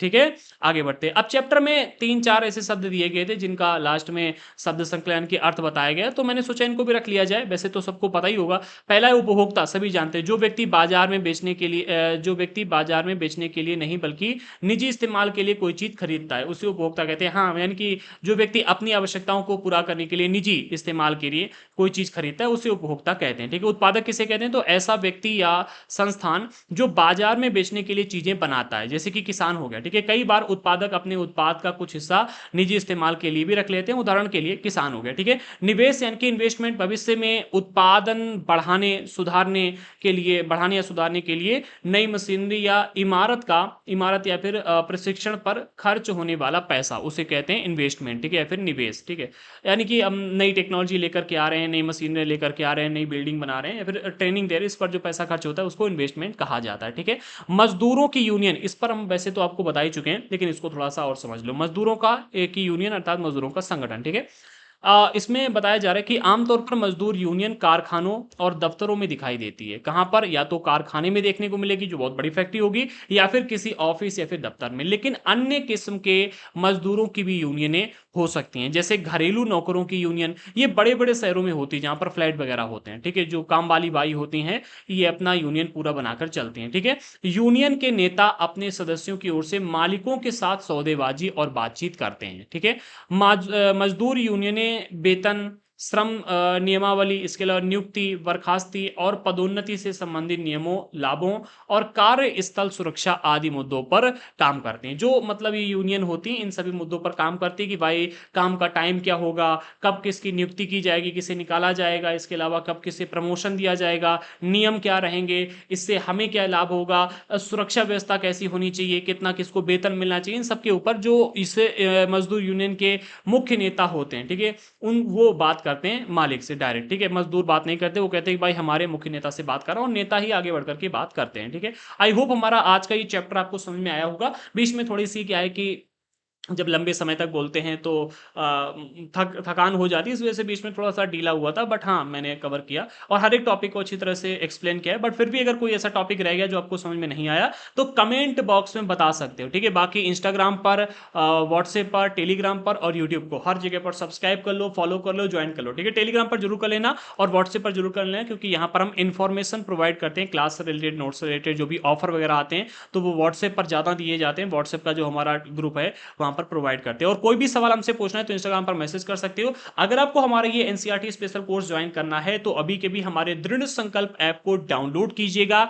ऐप प्ले स्टोर पर अवेलेबल है। ऐप पर क्लासेस फ्री में प्रोवाइड की जा रही हैं। अगर आपको ओनली नोट्स परचेस करने हैं तो वो भी मिल जाएंगे ऐप पर। ओनली टेस्ट सीरीज परचेस करनी है, ज्वाइन करनी है तो वो भी मिल जाएगी। पूरा कोर्स ज्वाइन करना है, only history, only geography, only polity, only economics के, तो वो भी अलग से अवेलेबल करवाए हैं। क्लास 6 से लेकर 12 तक की कंप्लीट एनसीईआरटी का एनसीईआरटी स्पेशल कोर्स ज्वाइन करना, सब कुछ अब हमने अवेलेबल करवा दिया। ठीक है, और अब हम कल से प्रॉपर क्लासेस आपको प्रोवाइड कर रहे हैं बहुत ही बेहतरीन तरीके से। अब क्लासेस रुकेंगी नहीं बिल्कुल भी। ठीक है, तो तैयार रहो और एक एक क्लास जैसे से आती है हर क्लास को टाइम टू टाइम ज्वाइन करते चलो, क्योंकि अब हम मात्र 3 महीने में एनसीईआरटी को कंप्लीट करेंगे। हमारे पास टाइम कम है, इसके बाद हमें टेस्ट सीरीज भी स्टार्ट करनी है। ठीक है, कोई भी प्रॉब्लम आ रही है कोर्स परचेस करने में, नोट्स परचेस करने में, तो आप में इस नंबर पर व्हाट्सएप पर मैसेज भी कर सकते हो। याद रखना, कल से क्लास 9th की एनसीईआरटी पॉलिटी की क्लासेस हम स्टार्ट कर रहे हैं। ठीक है, बहुत इंपॉर्टेंट है। तो मिलते हैं अगले वीडियो के साथ में, तब तक के लिए